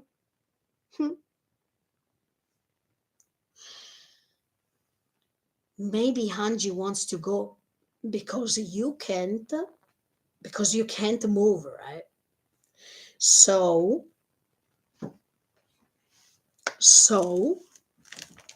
if you can't go, if you can't go, Hanji is going to sacrifice herself for your sake because you can't go, and you feel impotent because you know that you can't do anything to prevent that from happening, also because you can't move. Oh my, but when I heard the trailer, he was talking about Zeke, okay? And the fact that he has to let him die because of the promise. So did Hanji say, go and kill Zeke, and in the meantime, I'm going by myself? No, Levi, no. Don't tell me you sent her, please. You don't want to lose her. So it means that you didn't send her. No. No. No. Oh, no. I can't believe that. Please don't tell me that. Okay, let me go ahead. I'm still thinking in the meantime. But he's looking down, okay? So he's not happy with this. Did he force himself to say something like that, even if he didn't think that? Or he's just sad because the story is repeating and he's going to lose another comrade, a special one of the dearest. After all, oh no, after all the comrades he lost, he is losing Hanji too. I still remember the sentence that when he met Zeke in the forest, and he said, you thought that you would have made me feel sad by looking my comrades turned into titans and the fact that I have to defeat them. You don't even know How many times did I see this vision in front of me? That means when my comrades are dying because of my decisions, because of external events. No, no, come on. No, no, no, no. Don't tell me that he's going to say, go and die like Erwin. No, no, no, no. No, no, no, no, no, no. I don't agree. If that's the case, sorry, Levi, but I don't agree. Please, no, no. Because you know how it went at that time. So why do you want to repeat this? Especially because she's by herself in front of colossal titans. How is she supposed to die? Sorry. How is she supposed to survive? It's impossible. Okay, I will prepare my tissues. Let's go ahead. Ah! Ah! Zeke! Okay, okay, okay. Wait. Where is Zeke right now? The sky is red. He is transformed into the Beast Titan? How? I mean, how? Okay, but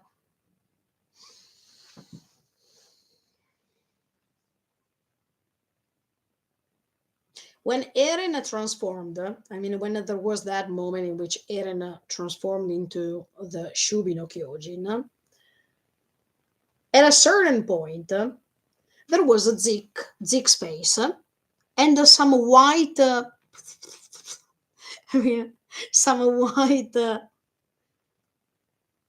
how can I say, pieces, some like a fog, but it was not a fog, some parts of Eren that it was like as if even Eren was catching Zeke and leave him alive or something. But why now he is over there as a beast titan? Okay, let me go ahead. No. Wait. Is he on top of Eren? I can see these things. That in one big like this in second 51, that it's like the structure of the body of Eren right now. Is he on top of Eren? Or was he stopped by Eren thanks to the Sensui no Kyojin power, the hammer titan power? Okay. No, okay. He is on top of Eren. Okay. Second 51 later, you can see that. Okay. He is on top of Eren. No way. Once again, I don't know if he did that on purpose or that's just something hilarious because, as always, Zeke wants to stay on top of Eren as the big brother. He always wants to stay on top and guide or order him or be better than him.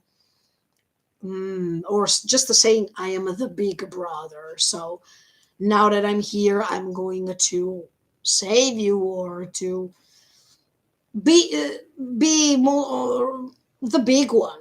So, wow, why is he on top of him?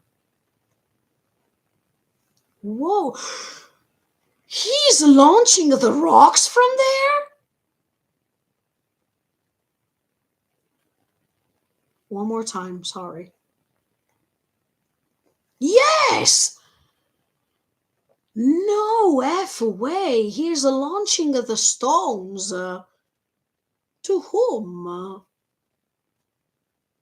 Don't tell me he is going to kill Hanji, right?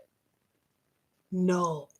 Because if he is the one who's killing a Hanji, I think that later Levi has another occasion to cut his head. Look at this point.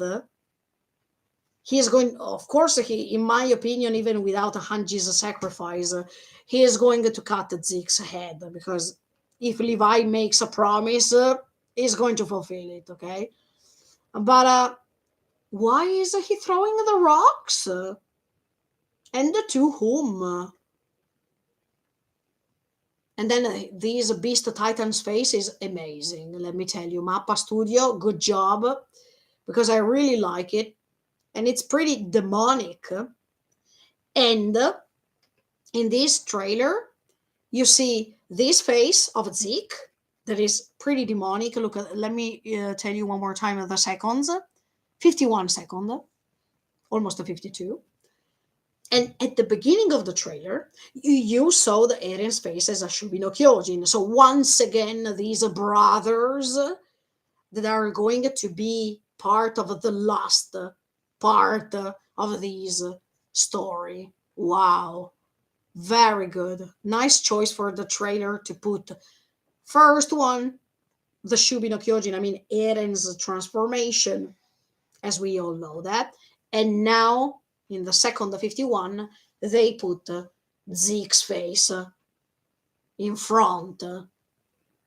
Pretty demonic too. That's really nice. And they have the same ears, yeah. Now they are showing it clearly. That's really nice. Really, really nice. But does Eren know that he is on top of him?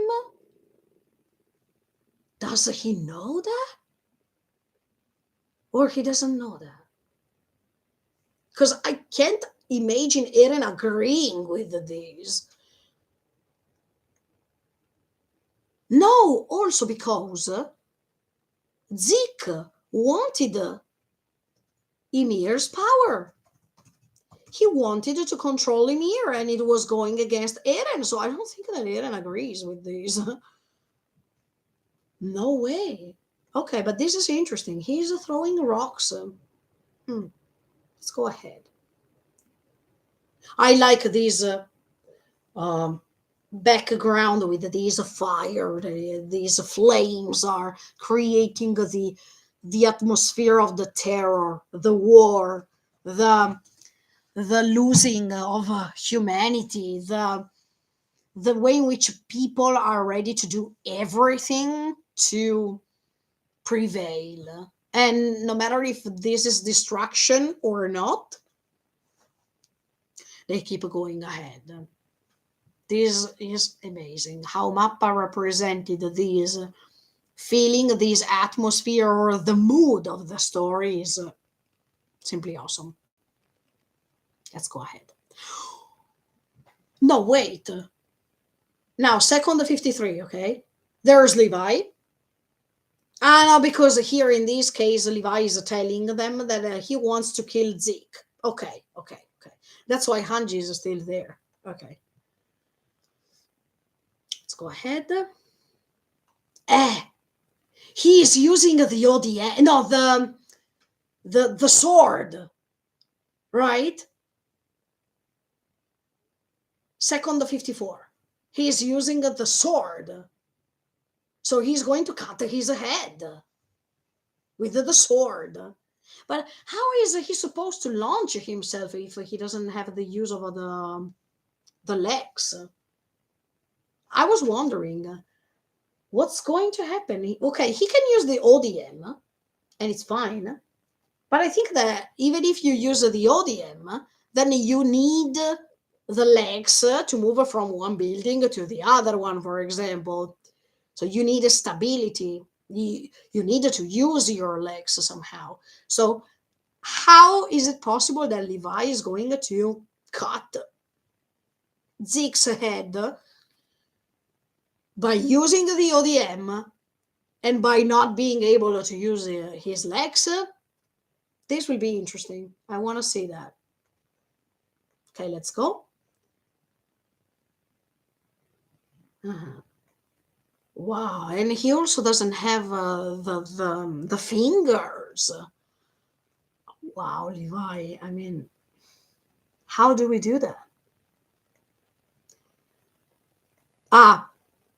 Let me specify another thing. In second 56, when Levi is touching this sword, the contrast of colors in the background amazing because there are the dark clouds on the right and the light clouds with the sunlight on the left. Really nice. I really like this because it's like as if he's going to that area. I mean, if he's going to follow the right side, he's going to the battle or he's going to fight. While if he goes on the opposite side, he is going to find peace or light, right? While if he goes on the opposite side, he is going to find darkness. That is the typical contrast that Shingeki no Kyojin has always had. The anime, I'm talking about the anime. And that was really useful for us to understand the many scenes, even in the fourth season. Let's go ahead. And then we find Annie, second 57. Annie, yes, because even Annie has her purpose to reach her dad, to see if her dad is still alive. We will see if she's still alive. We don't know yet. But her face is a little bit concerned. I mean, she's like this. What did she see? Let's see. See? What? No, no, no, no. Wait. Let's go back. Let's go back. So Annie is looking like this. Okay. And the scene after, sorry, it's trembling. The scene after, you see Mikasa, Levi, Hanji, Armin, Jan, Connie. Hanji and Connie, they are doing like this, as if they are saying, Annie, come here, or something. And Armin is in front of them, of course, because Annie loves Armin.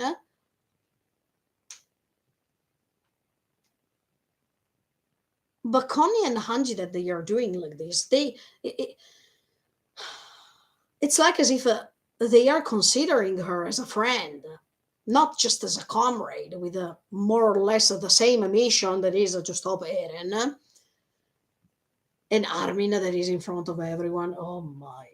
So maybe Annie is realizing that she cares about them.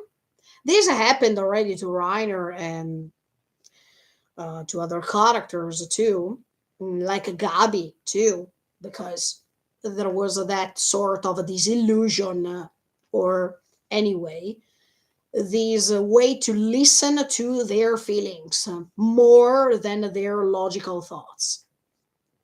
So, is Annie having this moment now? Because we know that Annie was always confined in that cocoon and she didn't have the chance to see Paradise in a different way. To, yes, she could hear the stories of Armin, the stories that were said by Hichi, but she has never had the eye perception because she has always heard the stories about she was almost falling asleep. I mean, her eyes were not open, so she could just hear.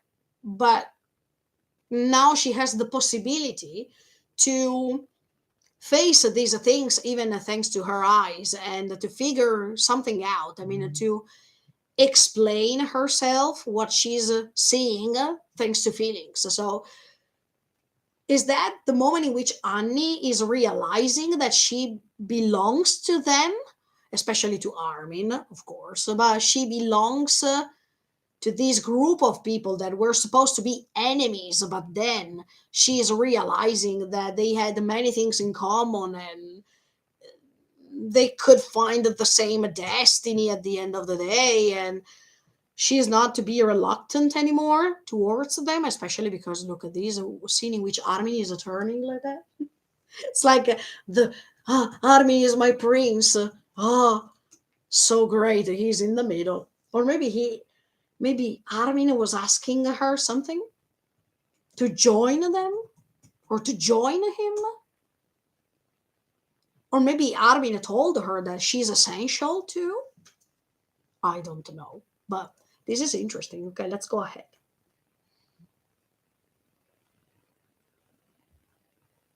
And then a Reiner. Okay. Oh, wait, Reiner was talking, but what was he saying? I have to rewatch the trailer with the audio, of course. Beautiful. Beautiful. Now there is one of the scenes that I love the most from this trailer. That is 1 minute. If you reach 1 minute, you understand what I mean. Eren that is crying. We should open a huge bracket here because this reminds me the first episode when he's crying. This reminds me when even Ymir was crying when she felt betrayed by King Fritz. And this reminds me of Eren when he is crying, when he is looking to these migrants, to these people who are joining them for the last party. And then he was crying because Mikasa was reaching him, and she is saying, "Are you okay, Eren? No, everything is everything okay, Eren?" Or something like that. And Eren is answering, "Mada daijobu." That means it's still everything is still okay. Still, that means that he knew in that moment that something bad was happening because I think that he saw it from the future. I mean, he had this vision from the future in which he saw that those people that were so friendly to him, that were helping him to create this beautiful atmosphere, these Jijang, these old men who was even giving Mikasa and him these these 2 cups of tea. I mean, all this hospitality, okay, that was amazing. But then everything is collapsing because we know what's going to happen. So this way in which Eren is crying, that are showing us directly his eye, and the fact that he's crying is really beautiful because once again, I wanted to remark this. I wanted to say that, I'm sorry, it's trembling. Sorry. Okay. So I wanted to say that this is the clear example of the fact that if Eren is crying, it means that he still feels something, that he still feels pain for what he decided to do based on his instinct, based on what he really wants to protect the most. And I told you many times that all characters of Shingeki no Kyojin wanted to protect their family, wanted to protect what's dear to them, etc., etc. But in this case, it's like as if Eren, by crying, he tells you that he is sad for what he's going to do. Of course, he feels regretful, but at the same time, he knows that he can't betray what he really is. Because if he betrays what he really is, he is not going to be himself anymore. And he is going to be inside of a cage forever. Because if you do something for others and not for yourself, you're in a cage because you're not free to do what you really want. But if he goes ahead with what he wants to do, first of all, that's the policy of the Shingeki no Kyojin.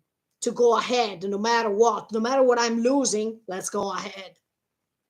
Second of all, he's not going to betray his ideals. Third of all, by doing what he's doing, he really believes that he's going to protect his people. especially his dear friends, his lover, so his family, okay? So all these things for him, it's quite coherent. And if he does what other people want, then there's the cage. But Eren doesn't like slaves, doesn't like people who are forced to go ahead with what other people say. And he prefers to sacrifice his humanity, to sacrifice even his own life by not seeing others happy, because the most important thing is that they survive, not him. Maybe he thought, I'm not supposed to live, because if I live, nothing is going to change. But if I die and things can change, that's great. And at the same time, I can also protect my family. So if my family can survive and I can't, it's not a big deal, because they are more important than I am, in my opinion. So let's do that. But, and I can understand Eren, okay? I really understand him if we check this side of his personality. But Eren is also making a huge mistake. I already told you this many times. By thinking something like this, I mean, it's really noble to say, I'm sacrificing myself for the sake of others. It's really noble. But is it going to change for real the world after you die? I don't think so.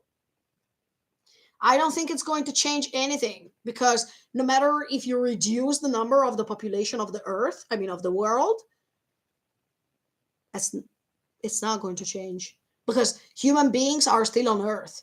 And if you think that human beings on the other side are the problem and human beings in paradise are not the problem, that's the mistake.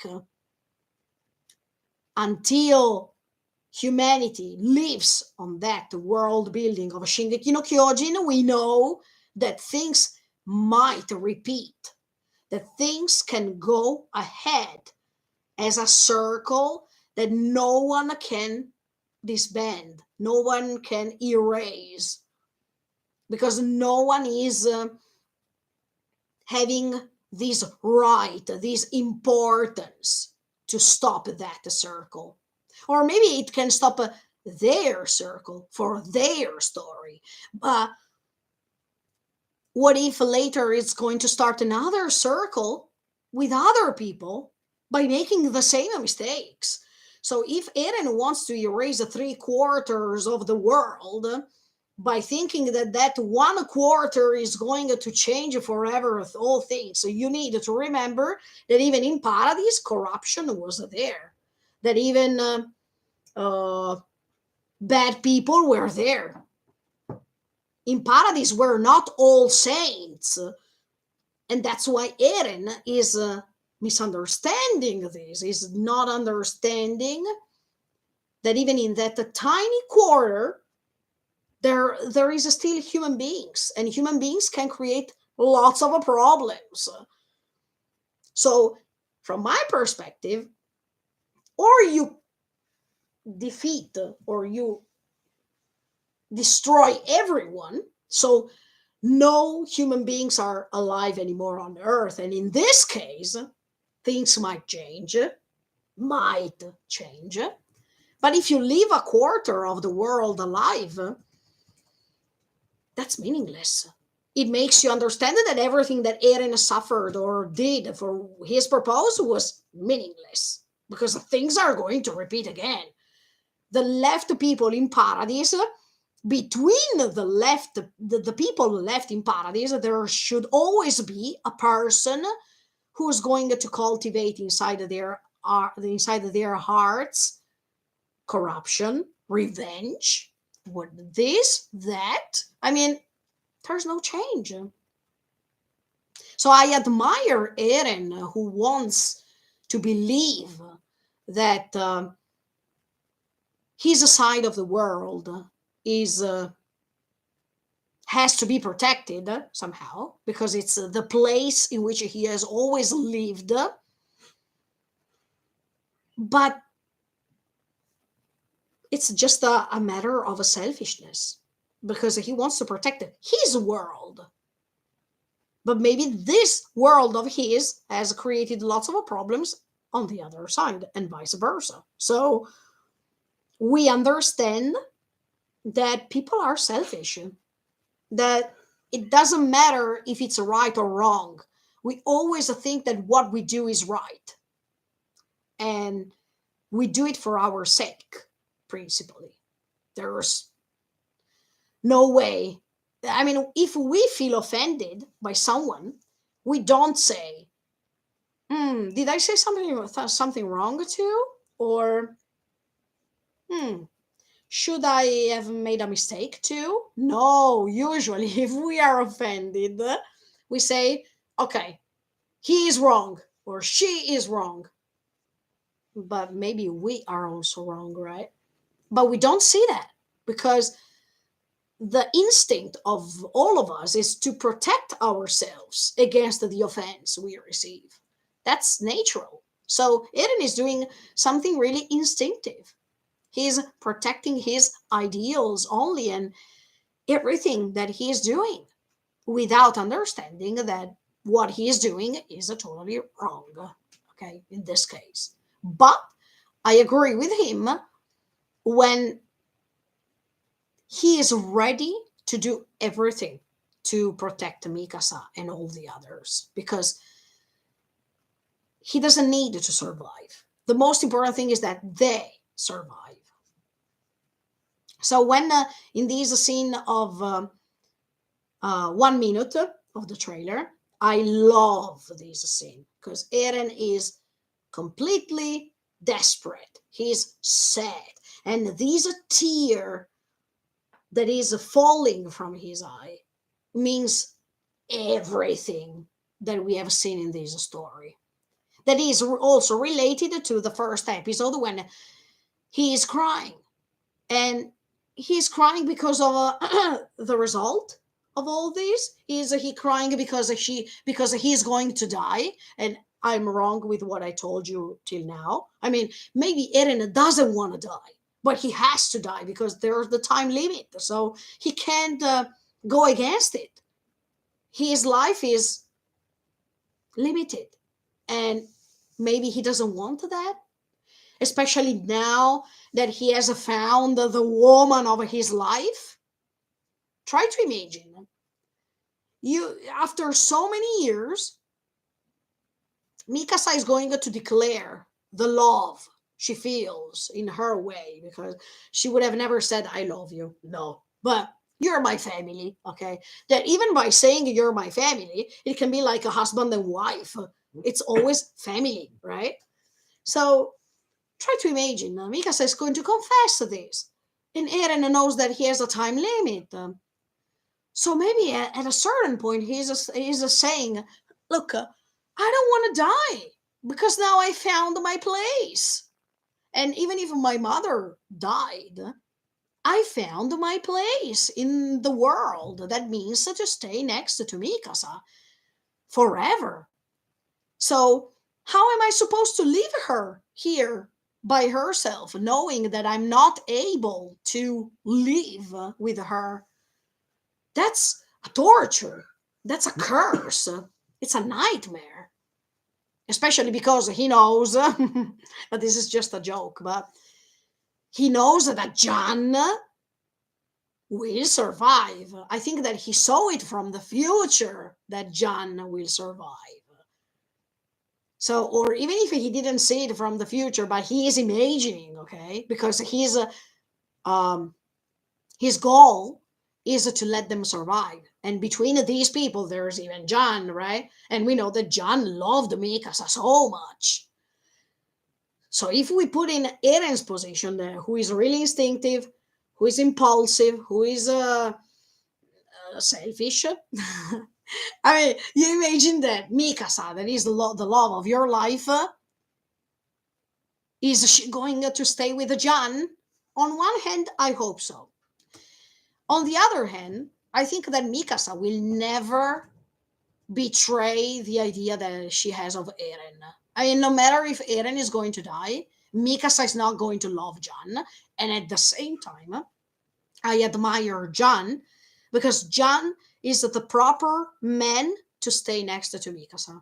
Also because he is really respectful of her feelings towards Eren. So he will never force Mikasa to love him. He will never force Mikasa to stay with him or to create a family with him. I don't think so. Or look, if it's happening, I don't know. That's just my impression. Okay. But yeah, I think that if I put myself in Eren's position, I would feel so bad right now because I'm going to lose the love of my life. I'm saving her, but I'm going to lose her anyway. So I gain something that means that I rescue her, but I lose something that means I will not be alive to see her or to spend time with her.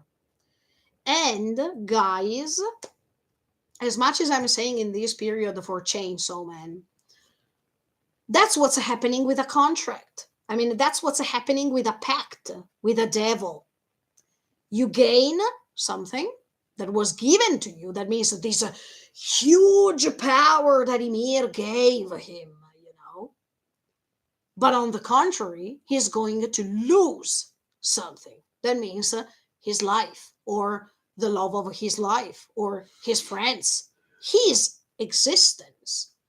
So there's a pact with the devil that is always omnipresent, that is always telling us that you can be tempted. But if you're tempted, you need to remember that you don't just gain, but you are going to lose too. So this is really hazardous. I mean, this is really dangerous. Let's go ahead. Anyway, I love this scene. I could talk about these for hours. And yes, sorry.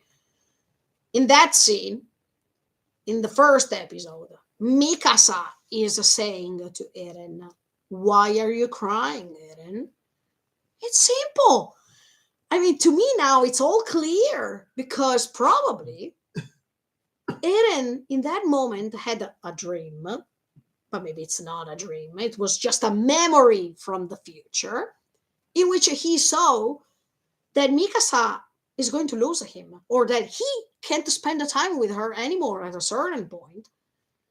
So because in the actually it's a little bit impossible that thing because Eren was not the Shingeki no Kyojin in that moment still. But let's pretend that it could be possible. So Eren, when he was crying, was having a nightmare of losing Mikasa, of losing his life and not being able to spend the time with her. Or, that is my idea, he was saying the fact that she's going to kill him. That it's even worse. Because even if I think that Eren would have never liked to be killed by anybody else rather than Mikasa, at the same time, it's mind blowing the fact that the love of my life is going to kill me. It's like a tragedy of Shakespeare, you know.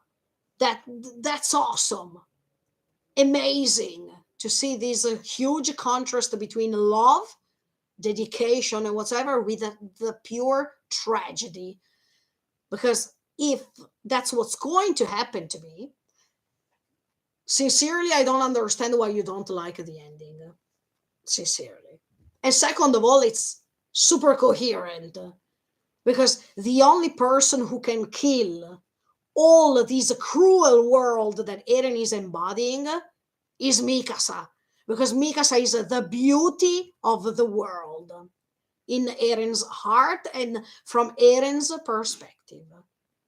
So he is embodying the cruel world. And if you know that, the world is cruel, but also really beautiful. So beauty, pureness, love has to defeat hatred, revenge, slavery, and everything.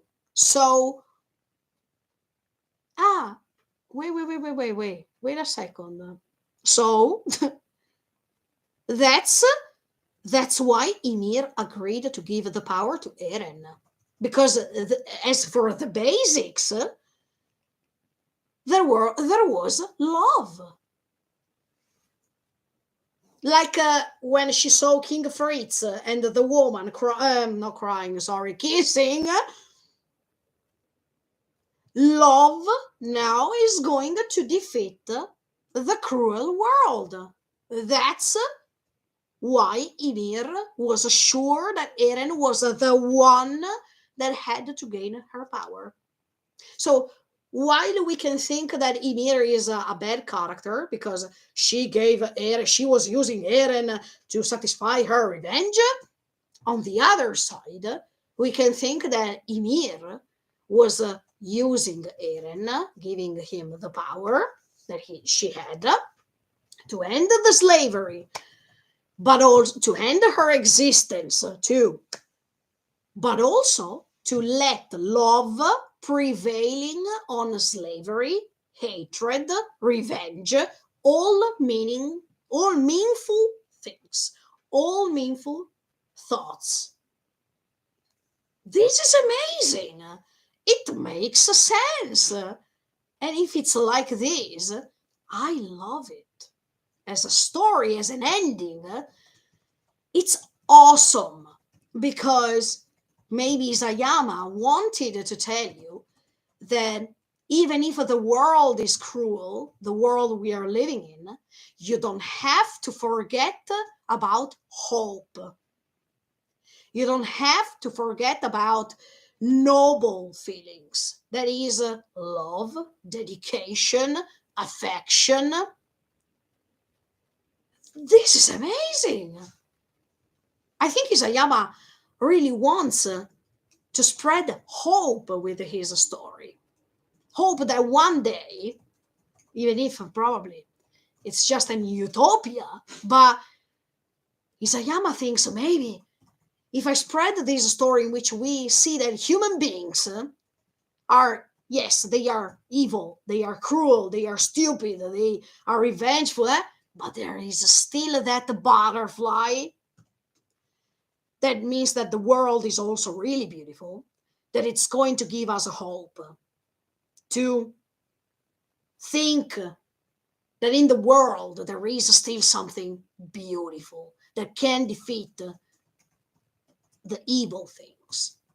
And in this case, there is always this huge contrast, good and evil, love and hatred.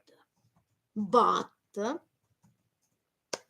is it going to be erased for real? In my opinion, no. Because in life, I believe in the law of opposites. So it's impossible to have love only.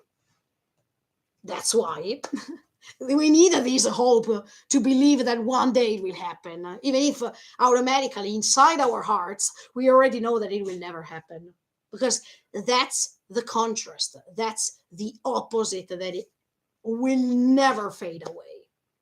But anyway, sorry for these huge parentheses, but I like this story so much. It's so symbolic, it's amazing. Let's go ahead. Sorry, we are still until 1 minute. Oh my, sorry. That's how I love Shingeki. Okay, Reiner is transforming. Okay, nothing to say. We imagined that.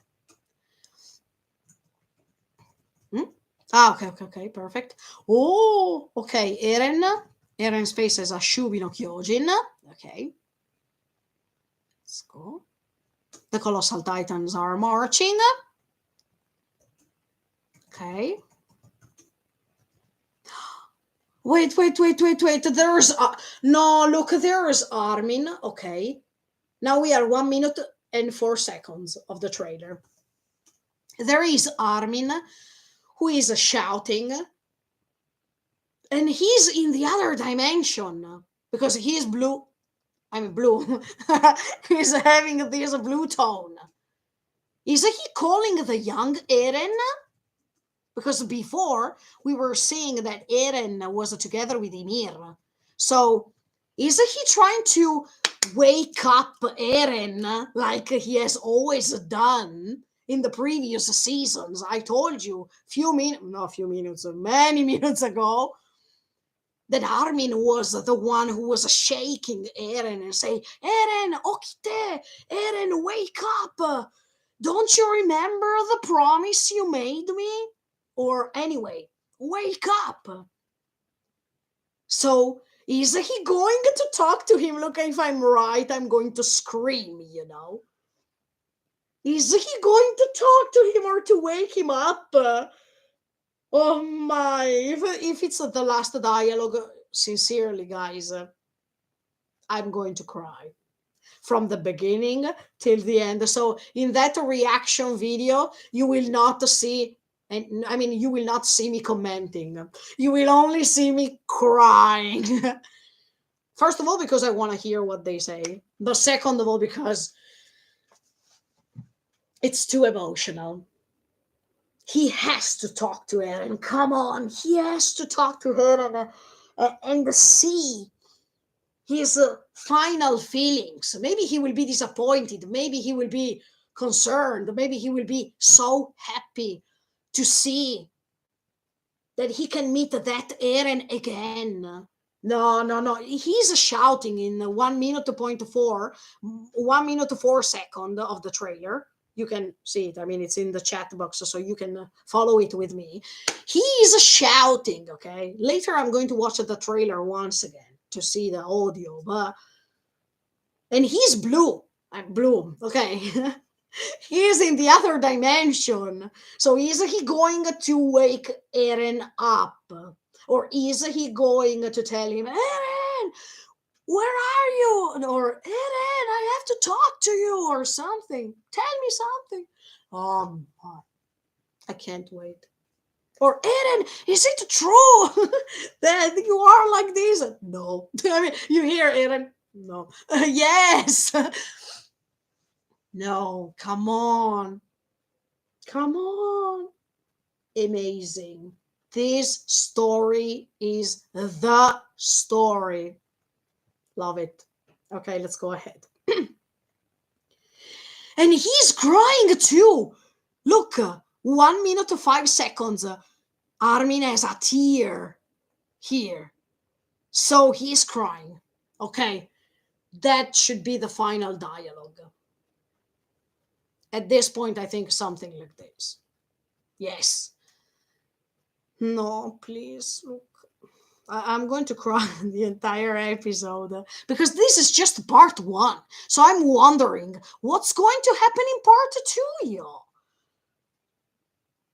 I mean, if he's having the dialogue now with Armin, in part 2, what's going to happen? Are they going to extend, maybe?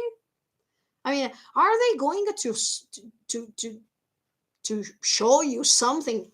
Okay, there are the 8 extra pages, you know, but are they going to extend a little bit to show us something, agreeing with Isayama Sensei, of course, so that maybe he was giving his way to explain the story better as he wanted? Amazing. Amazing. Please tell us, Isayama, what were you thinking? Oh, yes. Well, anyway, Armin is crying, so it's something bad. It's something bad. Let's go ahead. No, but even Mikasa, look, 1 second, we are still 1 minute point 05 seconds. Did you see Mikasa's face? I mean, Mikasa is like, no, look, one of the two is going to kill Eren. One of the two. But I think that Mikasa has to kill him for the thing that I told you so far. The cruel world versus the beauty of the world. The beauty has to kill the cruel world. Coherent.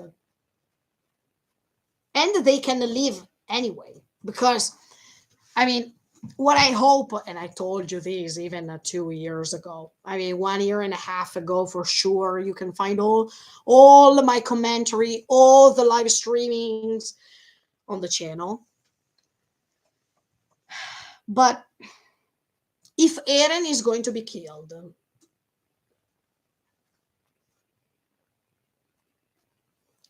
when Ymir was killed, the power that she had, because she was eaten by Maria, Rose, Sina, was going ahead. So if now I'm thinking something really stupid, okay? I put it in advance. I said it in advance already. But what if Eren is going to be killed by Mikasa? Okay. And then someone is going to eat parts of him? This is never ending. I mean, this means that Eren's memories will go ahead through time, that other people are going to gain this power, or at least most of it, or half of it, or whatever, because it depends what they eat. Okay, let's say. But it means that Eren is not free, because Eren should start being like Ymir. That means other years and years of slavery, let's say. Can you imagine? I mean, he believes to be free, but then he's not, because he's going to be stuck into this world anyway by being eaten by others. Can you imagine an ending, an open ending, in which you see that some people are eating parts of Eren's body that it's left? And then from that open ending, you understand that nothing changed. Wow, this could be I love open endings. I love them so much. If they are coherent and they give you the hint, amazing. Masterpiece, bro. Amazing. Think about them. Yes, because why do I say something like this? It's because that creature that creature was underwater. That means, look, now I'm saying another stupid thing, okay? But in the ocean, okay, or underwater under other trees, because under the tree there is the soil, but deep down there's water, right? So not just the tree of Ymir, but even under other trees, if these creatures are multiplicating, so you have that creature that made that F contact, contact with Ymir, and it was a mess. But what if there are other creatures underwater or in the ocean? So if they get in touch with someone, they are going to create another mess that maybe is different, but it's always a mess. Wow, yes, I would like to see something like this. That's awesome. That's really awesome. And it makes sense because that's what I told you before. Eren believes that he's going to erase all problems, but it was just his point of view. So the problems will come out anyway. That could be interesting. Or if even humanity is going to be erased, but there are other species. So this creature can get in touch with another animal species or another plant, whatever. It's going to recreate this cruel world, maybe in another way, but anyway, we are not avoiding these problems or these um, risk to reach or to get in touch with a problem, with another curse, with another negative event. That's why I love this story. Look, Amazing. And that's what's happening in real life, sincerely. Because after a war, there is another war. I mean, have you ever seen that after a war, there is no more war? Sorry, no more wars in the world? No. So that's why I'm talking about repetitions, because, or cycles that might be different, but the substance, I mean, um, what is as a root is the same. It's like as if um, the as if like as they are saying, this is the root of all evil things, right? Roots, like the roots of the tree, right? So it makes sense. It makes sense. Okay, let's go ahead. But Mikasa is looking at Eren. I think that she's also in the other dimension, and she's looking at Eren maybe together with Ymir. So no, Mikasa can't be jealous. But no, for a second I was saying something stupid. But she was saying Eren together with Ymir, and maybe in this case they can see Ymir as much as we saw it before in the trailer. That's something crazy for Armin and for Mikasa, because maybe Armin is shouting and he's saying, Eren, come here, come here together with us. And while Mikasa is petrified because she's not understanding. Wow, I want to see these scenes. Come on. And they are all running. 1 minute and 6. They are all running. They are running towards Eren at this point. We still have to understand where's Falco and Gabi anyway, but. Oh my. 1 minute 7 seconds. Mikasa is almost crying.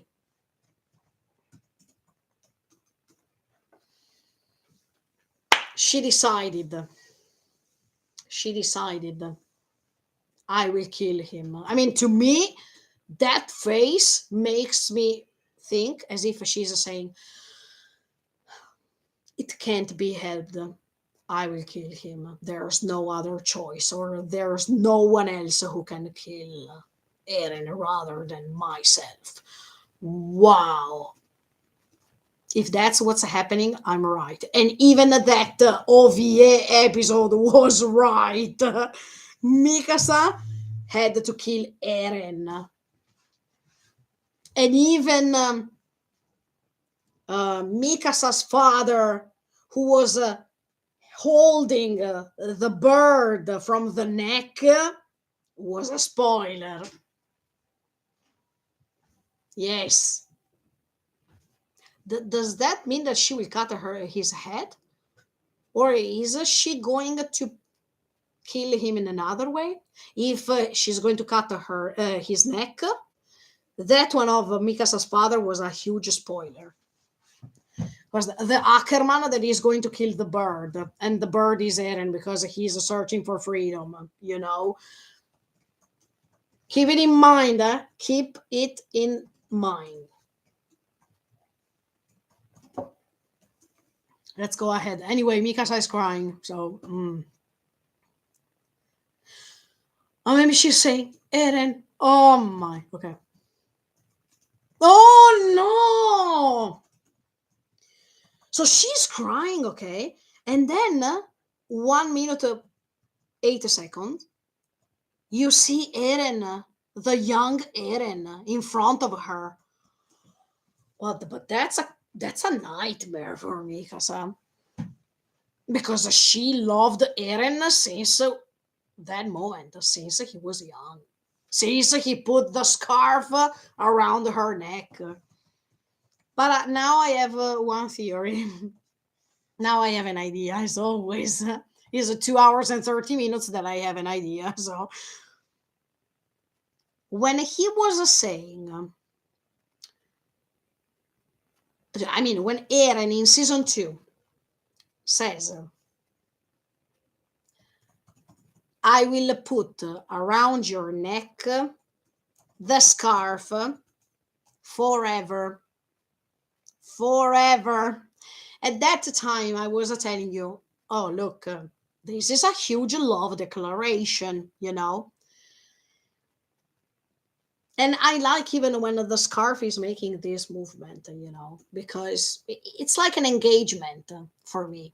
As much as when Mikasa is saying, I am your family. I mean, you are my family, sorry. She was not declaring herself as his family, but she was saying, you are my family, right? And then the Jijang, I mean, the old man, was coming towards them with two cups of tea, and he was talking into a strange language. I mean, it was not a language they could comprehend. To me, that was a marriage. I'm not the only one saying this, but in my opinion, Jija at that time was saying, I declare you husband and wife, or are you married, or are you going to marry? If you drink this tea, you're going to marry, or something. But she was also wearing a white suit, or anyway, a white dress. So, come on, that was a wedding. But anyway, going back to my idea, in season two, Eren is saying, I will put around your neck the scarf forever. Did he see when? No, wait, let me think already. No, no, no, okay, it was before touching the Dynafritz. Because otherwise, I would have said, or I would have thought, did he see already from the future that he really wanted, or he really found the way to put a scarf around Mikasa forever? Because when he said that, it was more than a promise. It was something certain, something that it was undoubtful. Okay, nobody could doubt about that declaration. When he was saying it, he was really sure of that.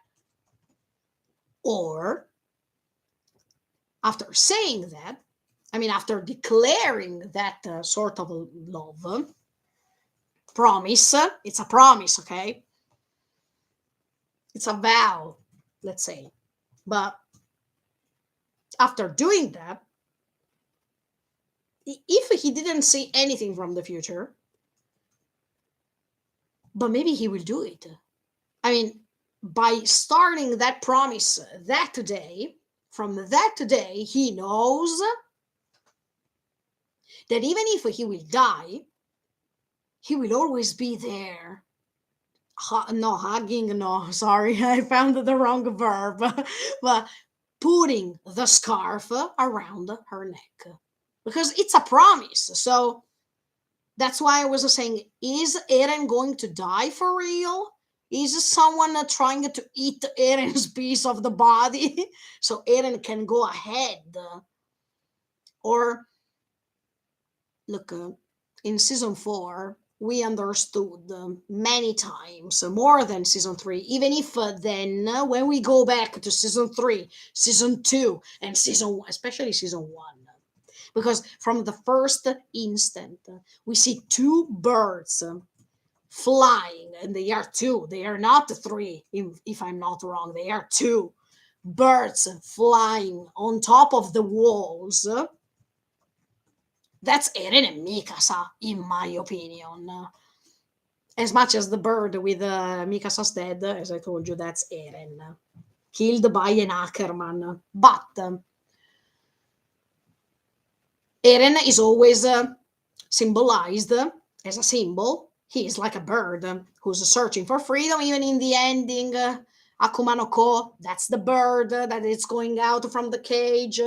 Even when Falco is declaring love to Gabi, you see the bird's cage is open. Okay, but anyway, Eren is like a bird who's searching freedom, who is aiming at freedom. So now I'm thinking another thing. This scarf that Mikasa has to be put around her neck forever. It could be like a metaphor. At this point, it could be like a metaphor because if Eren is a bird and he can no live through a bird, no be reincarnated into a bird, or maybe Mikasa is pregnant and she's going to call him Eren. That could be really nice. Um, so there was a yeah. My stupid idea was that there was a Eren Kruger, Eren Yeager, and yes, I said it many times, Eren Kirstein. That is Mikasa's baby that she had with Eren, but John is going to take care of him. So there is a new Eren with the memories of Eren Yeager and the memories of Eren Kruger, but he's a Kirstein. That means that um, a new Eren is born. So Eren is not dead because he can live through the memories of Eren Kirstein, who has the memories of Eren Yeager. And Eren Yeager can appear in Mikasa's life somehow, okay? Because he's still alive. He's still omnipresent, not just in the past, not just in the present, not just in the future. Why do I say this? Is because, in my opinion,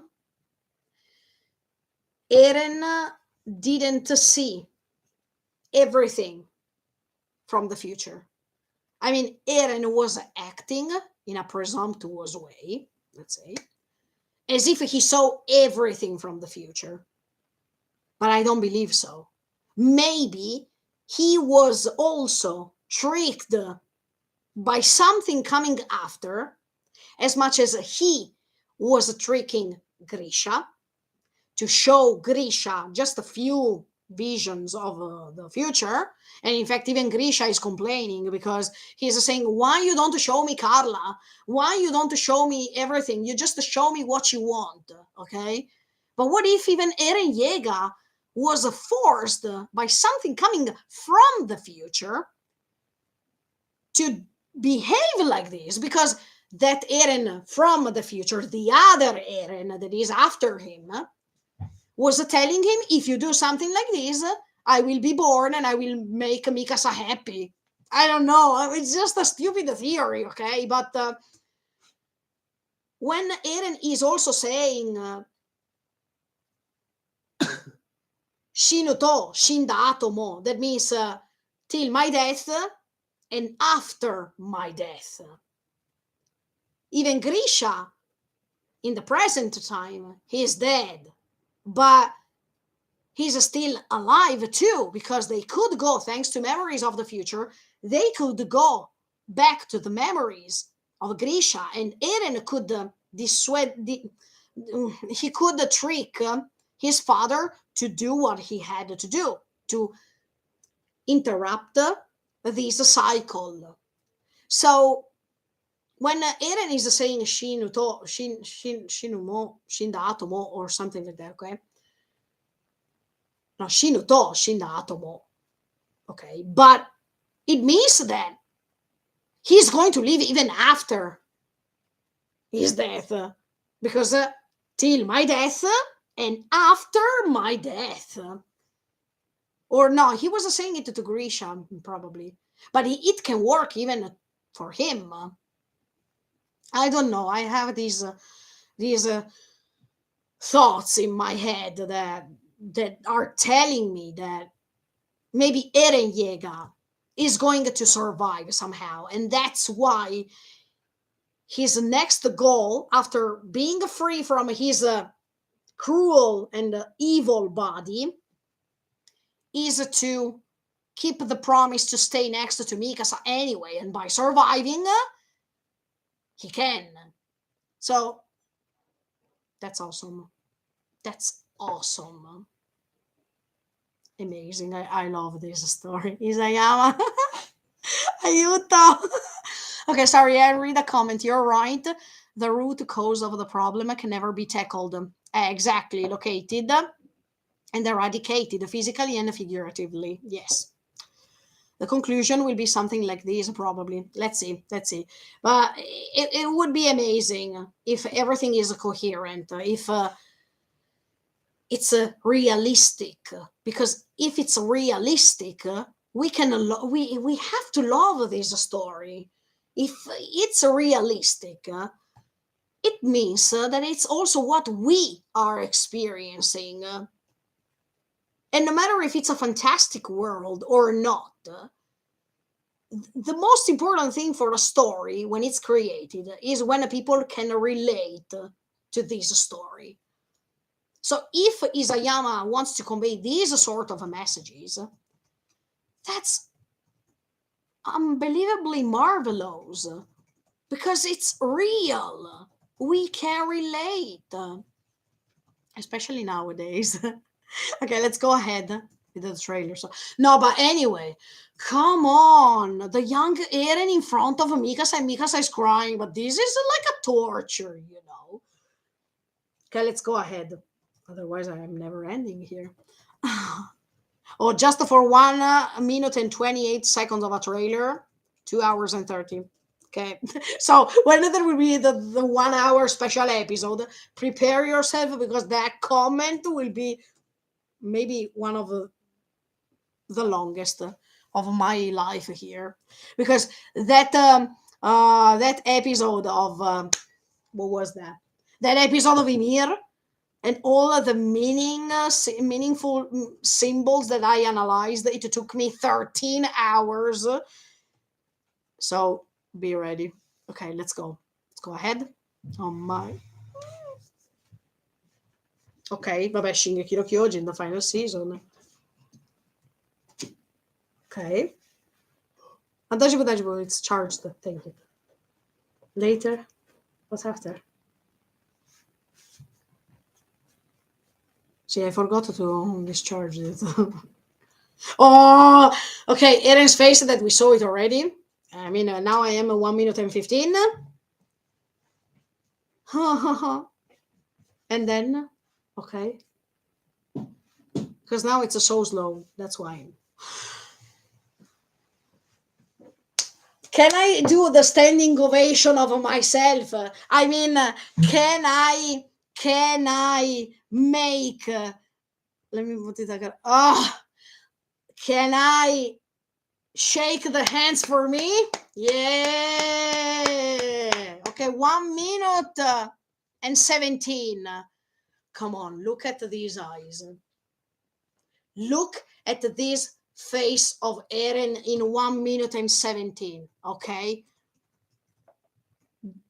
It doesn't give you the impression that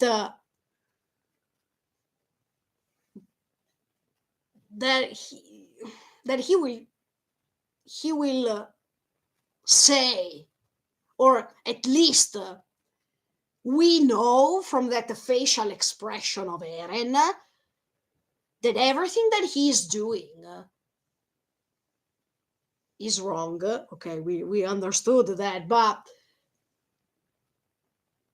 that face is confirming Armin that he punched him or he said those negative things to Mikasa to protect them, to detach himself from them, because if they were going to follow him, they were facing death. But by embodying everything negative, he wants to eradicate, even if he is making a mistake, but he wants to eradicate also from them by killing himself, or at least by being killed, all the negative things and leaving to them all peaceful things, even if there is the mistake I told you already. But this is one of my favorite faces of Eren. This is everything. Look, Oh, I feel so sad for him, because he's my favorite character. Absolutely. But this face as if he knows that time has come. Oh, no, no, no, no. It makes me cry just by thinking about that. He knows that time has come, that he has to depart. So, he has to say goodbye. He has to say goodbye. I mean, he has to talk to Armin, and then he has to say goodbye. No. Why do you have to die, Eren? Why? Why? Look, I understand. I understand about why. Oh my. That's terrible. To me, it's terrible. That moment when it will come, I hope Kota Yamamoto is going to use a music that it makes you cry just by hearing it, okay? Um, Amazing. Amazing. But you seen his eyes, the solitude of a person that had to carry on his shoulder everything without confessing anything to anybody, just to confessing things to himself, that is Tatakae, Tatakae, Tatakae, Tatakae, Tatakae, Tatakae. But he was, I mean, in that mirror scene, he was his own best friend because he couldn't reveal anything to anybody else. So he was not just Eren, that means himself, but he was also the best friend of Eren, who was listening to himself in front of the mirror. Amazing. Amazing. Look, I don't know. Uh, At a certain point, I don't believe when Isayama is saying that he's taking inspiration from the American TV series. No, okay, no. This is a pure literature, European literature. You can say whatever you want, but you'll find so many references. Even the theme of the mirror, the confrontation with yourself, the dualism between external, internal, the psychology, even Freud, you can put everything, Kafka. You can put everything. But it's European literature, not American TV series. Come on, Isayama. Don't tell me this. Because even the Scandinavian mythology, I mean, the okay, I mean, the Nordic mythology that is omnipresent in this story, that has nothing to do with American TV series, or even American TV series took inspiration from that. So, Isayama, what you have created is a mixture of many things, but specifically, but there is even Shakespeare with his tragedies. I mean, literature, poetry, something mythology, philosophy. There's everything in this show, in this story, everything. And even history at this point, because not just the Second World War, okay, but there are some references about other wars, about even the Japanese Constitution. I mean, everything. But look, going back to what I said, Eren's face is, at the end of this trailer, Eren's face is priceless. You understand everything just by looking at him. He's contaminated by his choices. He's destroyed psychologically speaking. He is destroyed. And he knows that there is no turning back. That's the worst feeling, guys. Try to imagine when you know that you made something that you can't repair anymore. And at the same time, you're going to lose everyone. There's no turning back. Even if maybe he wants as I told you, maybe he doesn't want to die, and he's regretting at the end, almost at the end, as always. The characters are thinking, but it's too late. So even to face this reality for the fact that you can't do anything anymore to solve this thing. Wow, I can't wait. Friday, it's going to be a mess. And then I think that there's nothing else, right? The trailer finishes like this. Am I right? Let's see. Okay, yes, because they are going to repeat the 3rd of March. Okay, I analyzed the trailer. Before rewatching the trailer, I wanted to congratulate myself with the sim because they are going to um, make the new opening for this part 3. Is it the second to last opening? Because maybe in part 2 there is another opening, or they are going to use the same opening even later for part 2. We don't know, but I wanted to, yeah, to congratulate to Sim. Thank you so much. The Rambling was a huge success, and the Rambling was simply great. But I think that even Under the Tree, that is the title of the new opening, will be amazing. So I can't wait on Friday to hear it, because it will be awesome. Under the Tree. Under, or just Under the Tree, like the first episode. It's always under the tree, somehow. No, actually, if it's under, I mean underneath. No, in that case, it's underneath the tree. But in this case, it's under the tree. So, is it referring to the first episode when Eren and Mikasa are there? The only thing we know is that this opening is seen from Mikasa's perspective. So this is another confirmation that she's going to kill him, right? Can't wait. Can't wait to analyze the opening, to analyze the lyrics, to analyzing even what they show us in the opening, because they are signs of what might happen, and the style and everything. But we know that it's from Mikasa's point of view. We don't know anything about the ending, if I'm not right, if I'm not wrong. Do we know something about the ending? I don't think so.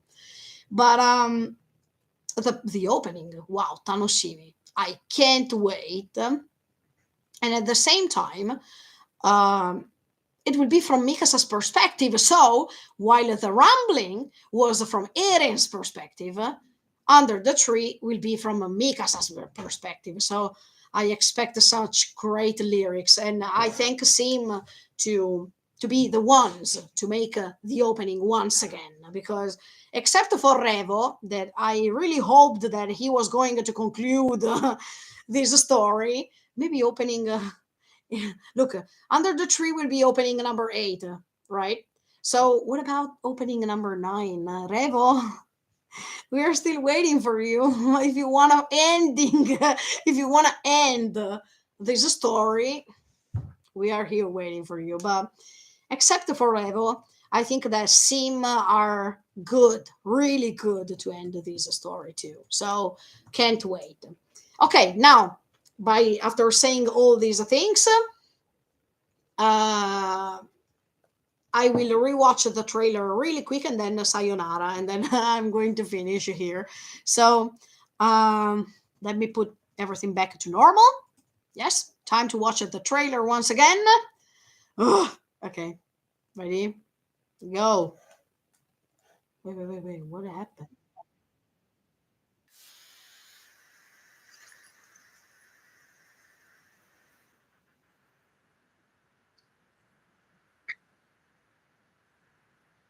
It's got it. It came. Yes.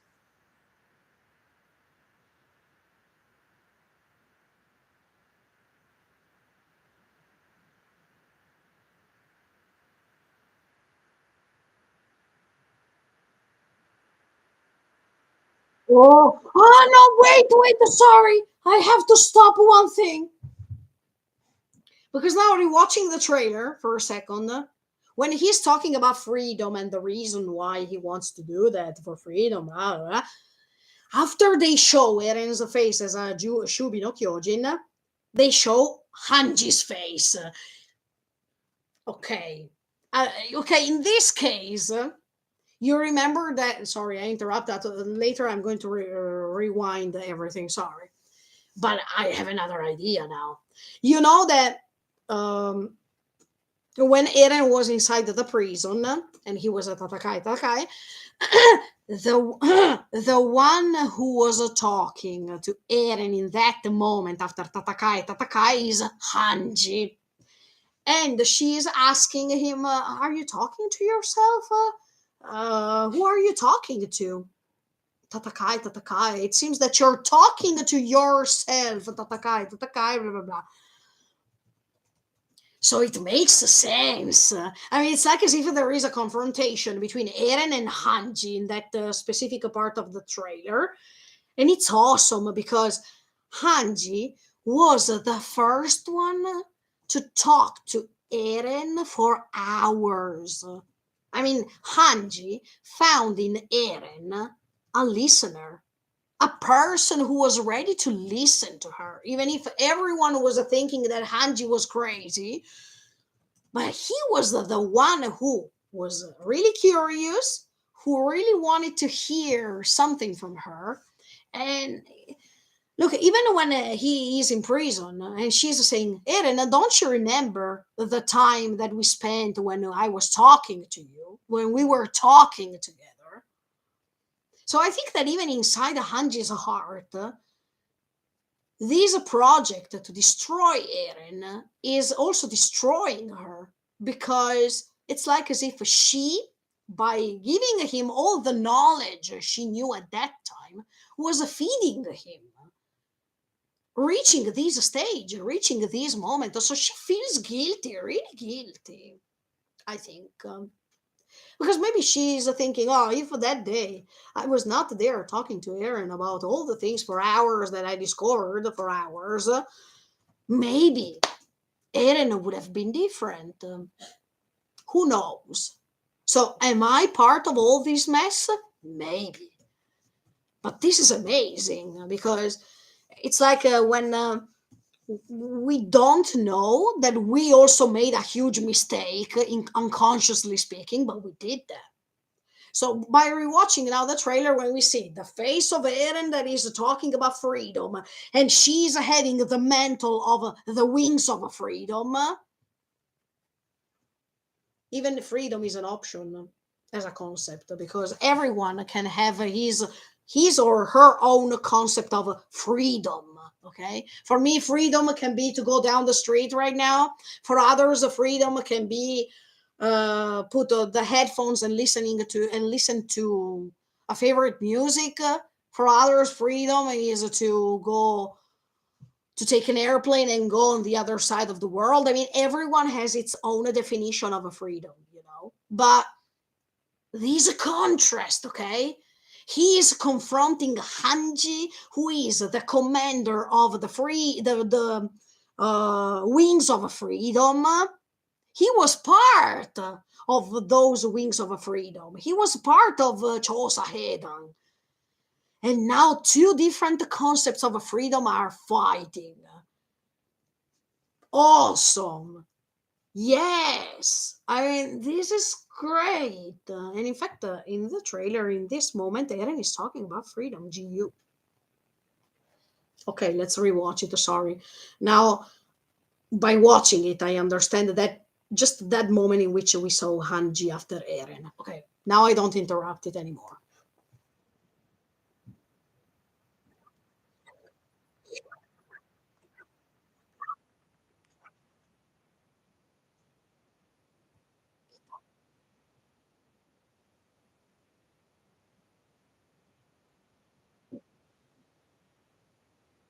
Oh my.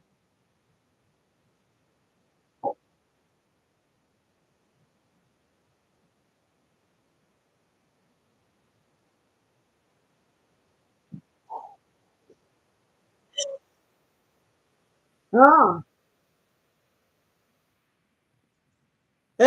of course.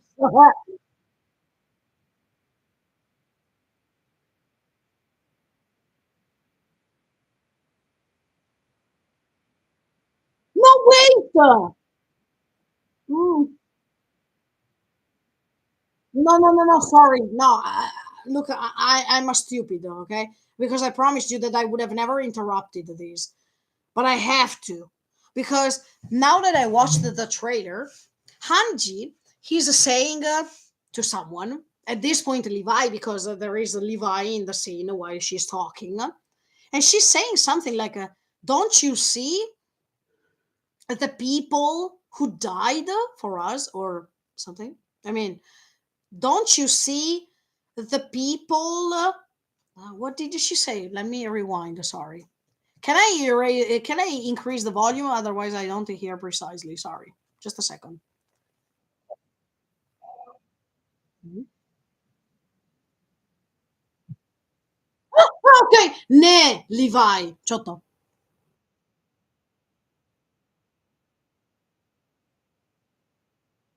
Can you see all of them? Minna miteru kana?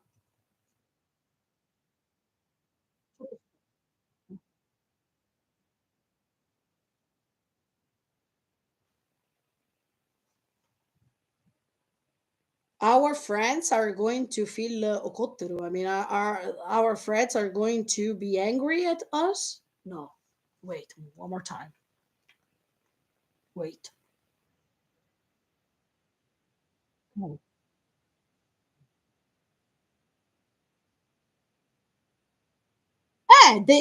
Our friends who died are going to feel angry towards us. もうね、怒れるじゃなくて、誇れる the proud. Hokoreru. No, sorry, okoreru. I heard. Okay. Ah, ok. Ok. Aspetta, ciotto matte. Moikai, sorry.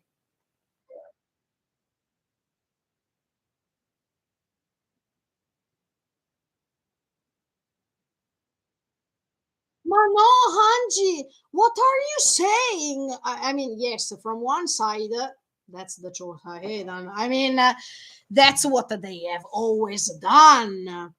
That means no matter, like Erwin, no matter if we die, we have to be proud of ourselves and to be proud of all the lives that sacrificed for us. So she wants to go, but Levi already knows how it's going to end at this point because she's going by herself uh, alone, and he's not. He doesn't agree with that, or is he? I don't think they. Yes, they would be proud because it's a Chosa Hedan thing, but at the same time, if if the dead comrade could talk, I think that they would have not liked to say Hanji go to death. Maybe Erwin, yes. I mean, Erwin probably would have said, "Look, I did it first, so now it's your turn." But Levi doesn't seem to agree. I mean, his face is like, "Look,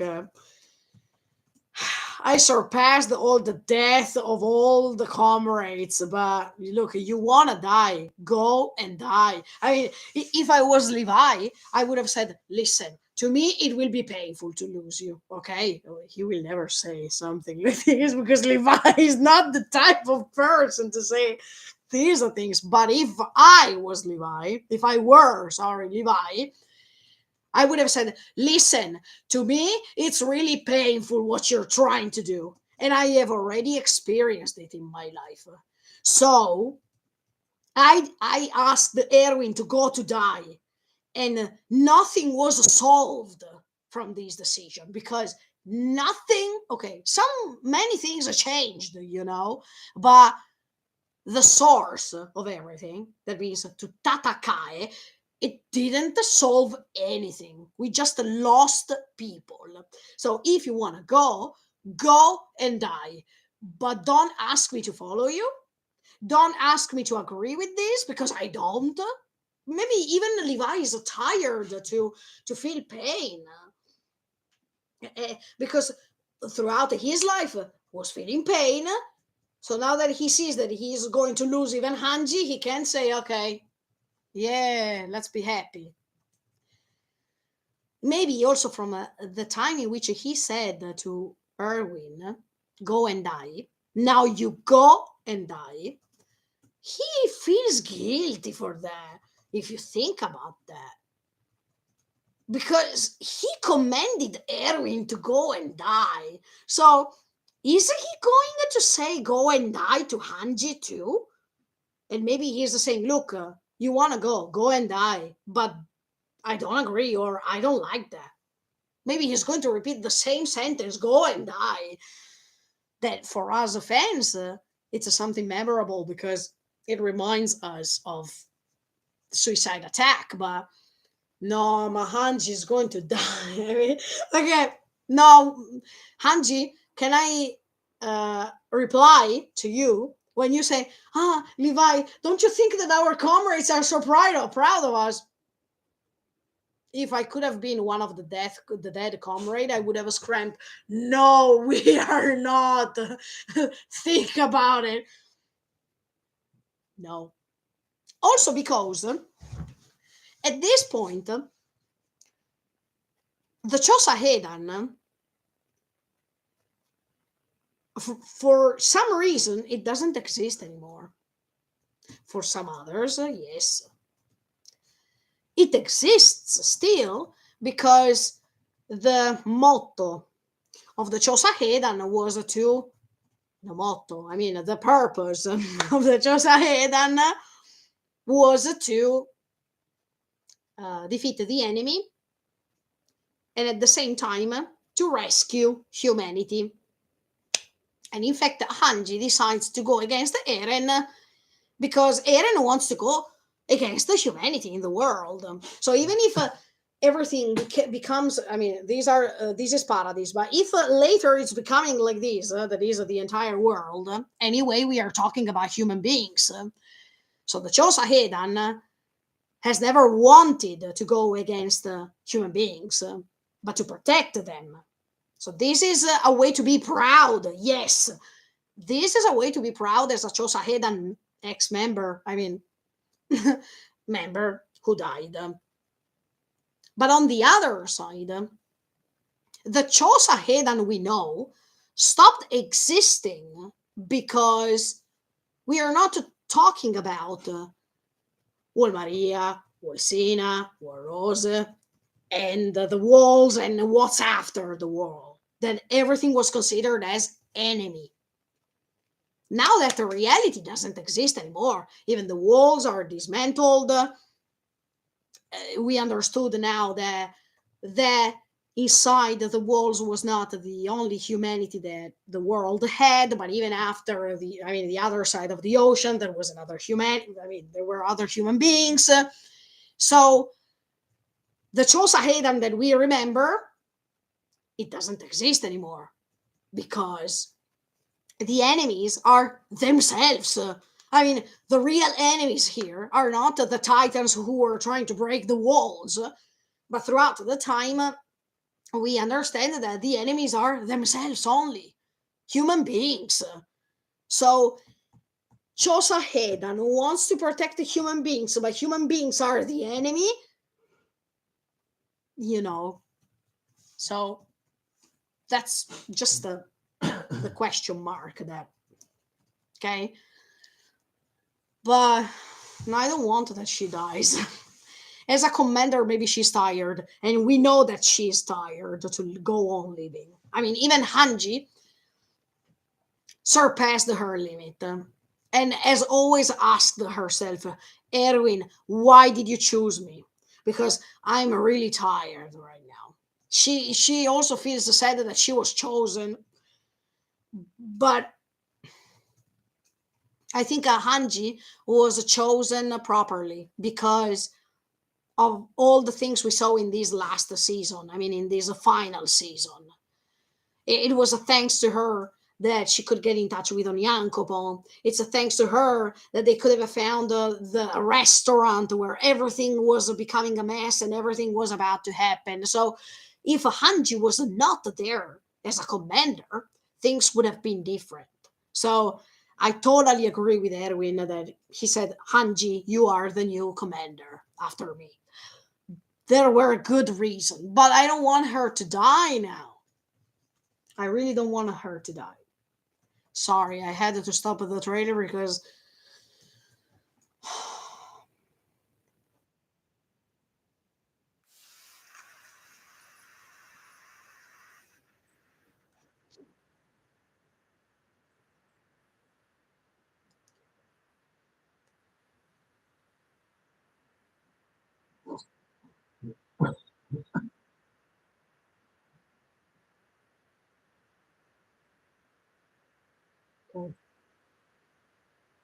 okay, Madonna Santa, it's like Eren versus Angie. Tatakai.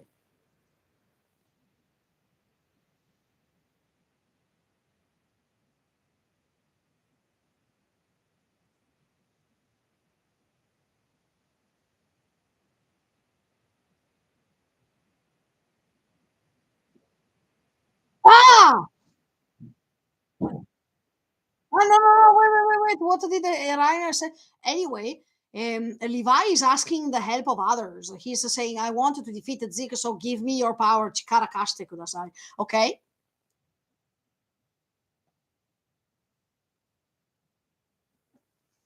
No, in my opinion, no. Zenzen. Totally the contrary. I mean, Reiner is saying, doesn't Eren want to stop us? No.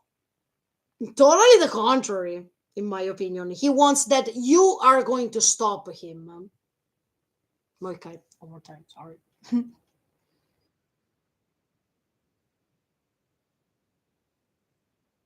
Eh. Ah, no, sorry. Okay.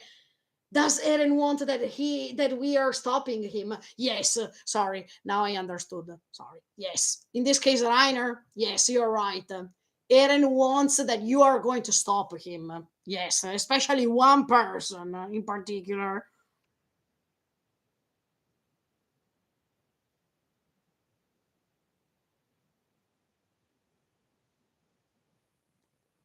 Oh, mamma mia! Again. No, Mikasa is still stuck, yo. I mean, in that scene, Mikasa is still saying Kai Tekite. Wow. Oof. I love Mikasa, okay? Mikasa, I think that Eren is not, even if I love Eren, but Eren is not the main protagonist of this story. No. The main protagonist of these stories, that butterfly that is surviving after all this immense mess, that is Mikasa. Come on. Throughout all these seasons, except for the fact that many people are laughing at her because she's saying, Eren. Okay, but you needed to see the evolution of this character. That is amazing. I mean, especially in the final season, she is discovering a new world because she is learning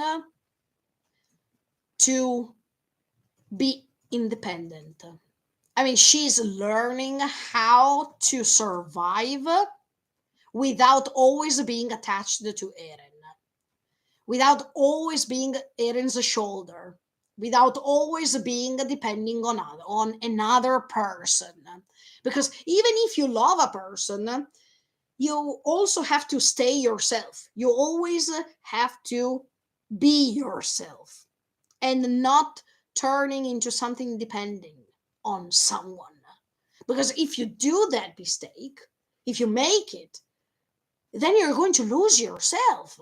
then you're no more yourself. You're just a robot that is following everything that the other person is saying. In this case, Mikasa, moved by gratitude, moved by the immense love that she feels for Eren, she was always following him, trying to rescue him, because she thought that she couldn't live without Eren, that she couldn't move anywhere without him. In fact, even in previous seasons, she was saying, Eren, Eren, where are you, Eren?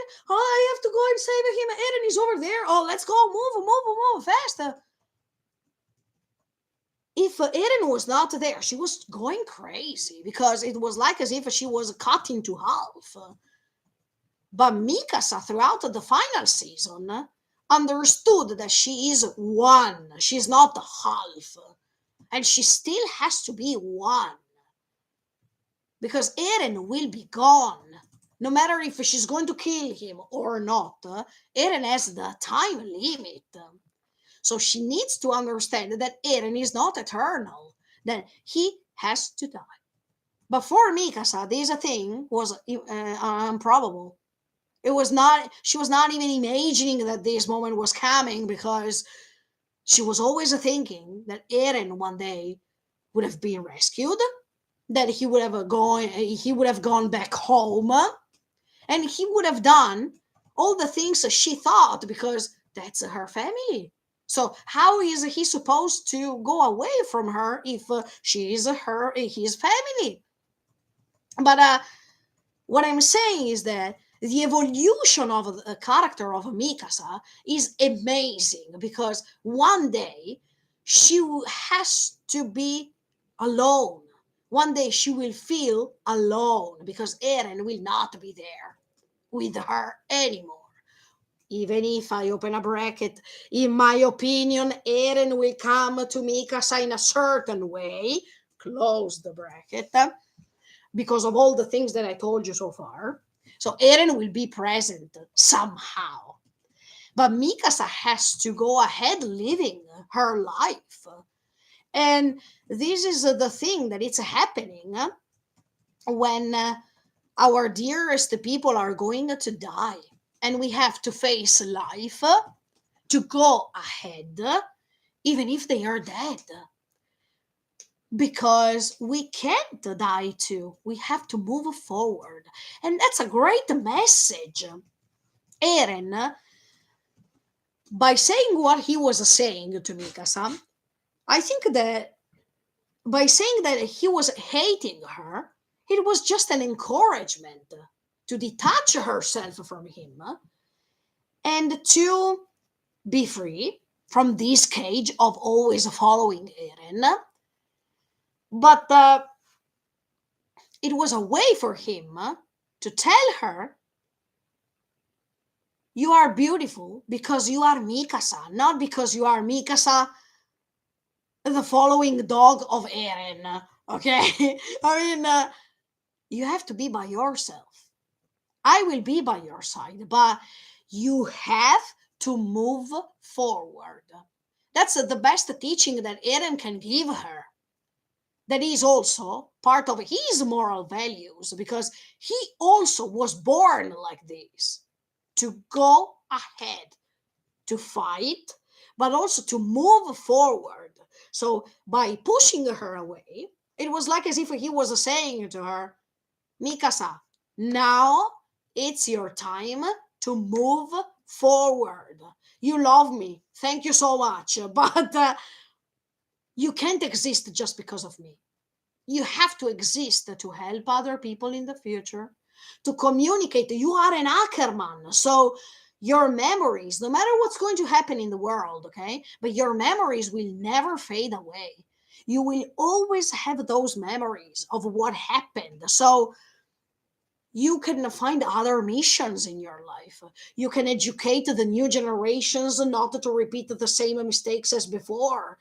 You are important. So try to move forward, except for me, because I will be there. I will watch you as a bird.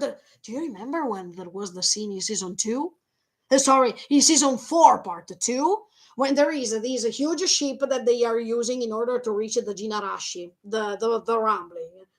And the bird is looking on top of the ship. That's Eren, in my opinion.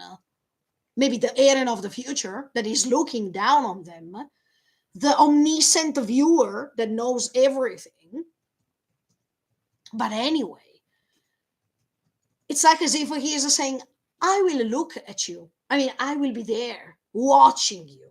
Don't worry, because I will put this scarf around your neck forever. But you have to go ahead.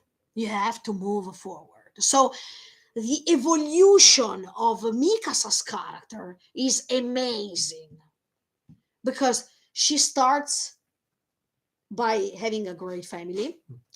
She's losing her family. She's finding another family. And now she's going to lose even this family. But this time, she will not be like the young Mikasa of before. This time, she learned that she has to stand on her feet, that she has to be strong to be ready to lose someone important, physically speaking, and to be able to move forward. This character is an inspiration for all of us. I mean, I love Mikasa, and I think that from the beginning, she was the main protagonist because she's the good side of the world. She's the good side who's going to try because it's impossible, I told you already, but she's trying to erase the cruelty of the world. And part of this cruelty was felt because of Eren. So Eren, too, can be considered as a negative side of the world. That's amazing. I mean, Mikasa is one of the best characters in Shingeki no Kyojin, in my opinion. Her evolution is admirable. And even when she's saying, look, she started learning from this when she said, I leave the scarf there. In part 2, she before attacking, and Louise was there. Louise, yeah. But she said, I leave the scarf over there. I don't bring it with me. That was one of the most important moments for Mikasa's character. When she decided to leave the scarf away, to detach herself from that scarf, that was amazing. Because from that moment, she understood that she can have Eren inside her heart and go ahead without that scarf, without that impediment. Let's call it like this. That is love, but it's amazing. It's amazing. And even when she will kill him, that will be the proof that Mikasa grew, that Mikasa understood that she can handle this pain, that she's not alone, she can handle the pain, she grew, and she's independent as a woman, as a person. That's awesome. I can't wait to see how she will kill Eren. What is she going to say? Because look, okay. And what's going on with her character? I'm simply amazed. Ecco, Louise, I don't like her. Absolutely. No. No. Because when Mikasa left the scarf over there and Louisa took it, that was really disrespectful. Because in that moment, Mikasa was testing herself. She wanted to see if, on one hand, she wanted maybe to see if she could leave the scarf over there and come back and put it on again. That means even if I get rid of the scarf for the moment, that doesn't mean that I don't love Eren. It's just an object. I can take it back because my love for Eren is inside my heart. On another hand, Mikasa could have said, I leave the scarf over there because I don't want the scarf to be burned. So I wanted to protect the scarf. But Louise, in that case, was really disrespectful. She took the scarf. She thought that Mikasa would have given rid of it. Come on, Louise, what are you saying? And I really like the moment in which Louise is there, injured. Mikasa comes there, and the first thing she says is, give me back that scarf. Standing ovation. But okay, this was just an extra point. But just to let you understand, Mikasa, that is in the trailer saying Kaite Kite once again, makes you understand how complex human feelings are. Because Annie asked her to kill Eren. She's debating herself, should I kill him? Should I not kill him? If I kill him, I lose him. What do I have to do? She's debating with the scarf. Should I leave the scarf over there? Should I get it back? And all these things. I heard from Eren that he has always hated me because I was like a slave of him. But anyway, these mixed feelings are tricking her.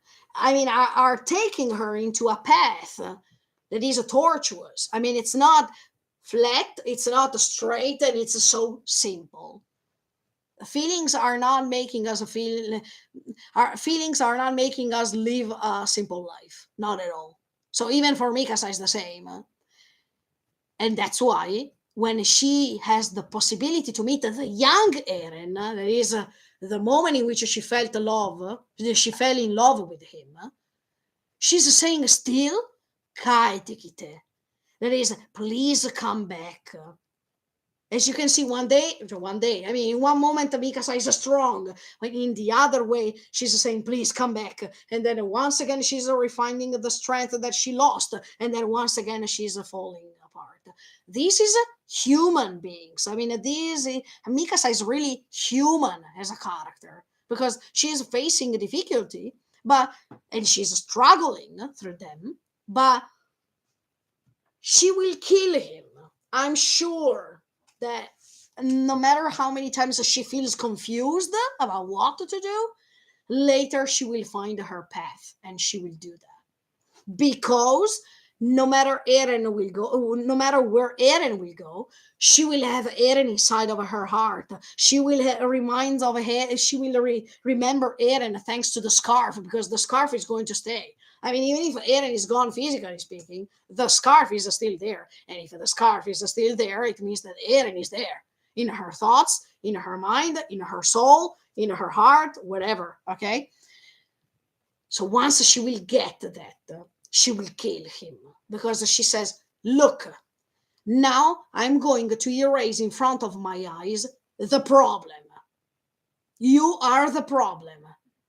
And even if this problem will be erased, in my heart, you will always be there. So I don't have to feel afraid to lose you, because until I decide not to lose you, I will never lose you. That's the most important thing.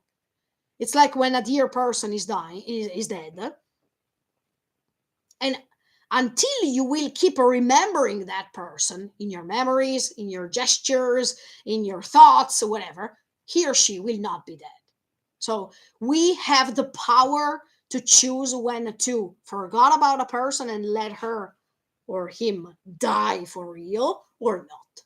And Mikasa will not forget about Eren even after 10 years, 20 years, 30 years. Never, because it was an essential part of her life. So, by remembering him, he will always live through her.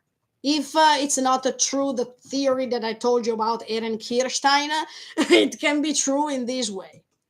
No matter Eren and his physical appearance is gone, Mikasa has the scarf. Mikasa will see birds and she will think, oh, that's Eren, for example. She can think about the scarf put around the neck. She can remember memories.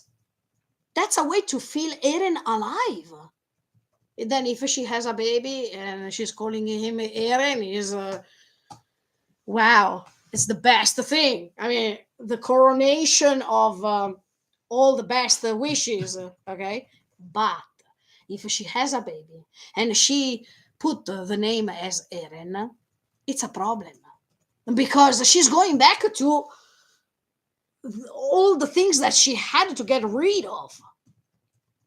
So, as you can see, but anyway, Mikasa is awesome.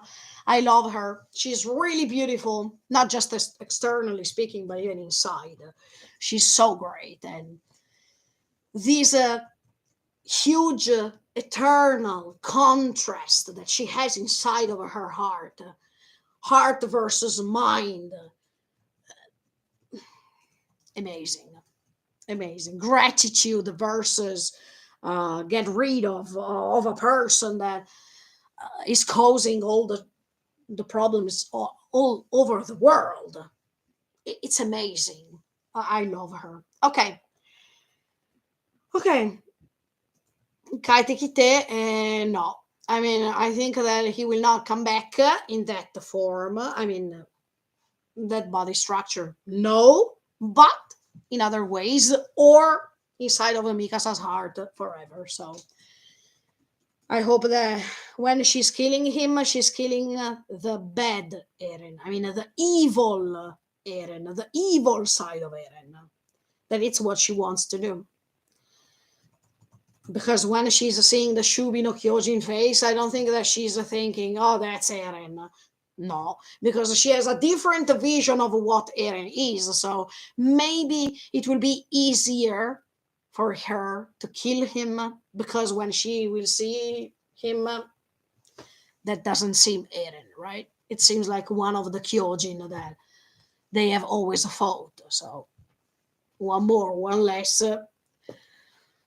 Okay, let's see what's going to happen. Thank you so much for the support. Thank you for staying with me 3 hours and 30 minutes just for a trailer. Oh my. And see you on Friday with the reaction video of 1 hour special of Shingeki no Kyojin season 4, part 3, part 1. And stay tuned because when part 2 will come out, I will be here and I will cry a lot. Let's see if I cry this time. I think so. Okay, and let's see what Hanji wants to do. Oh, bye. Okay, see you later. Thank you so much.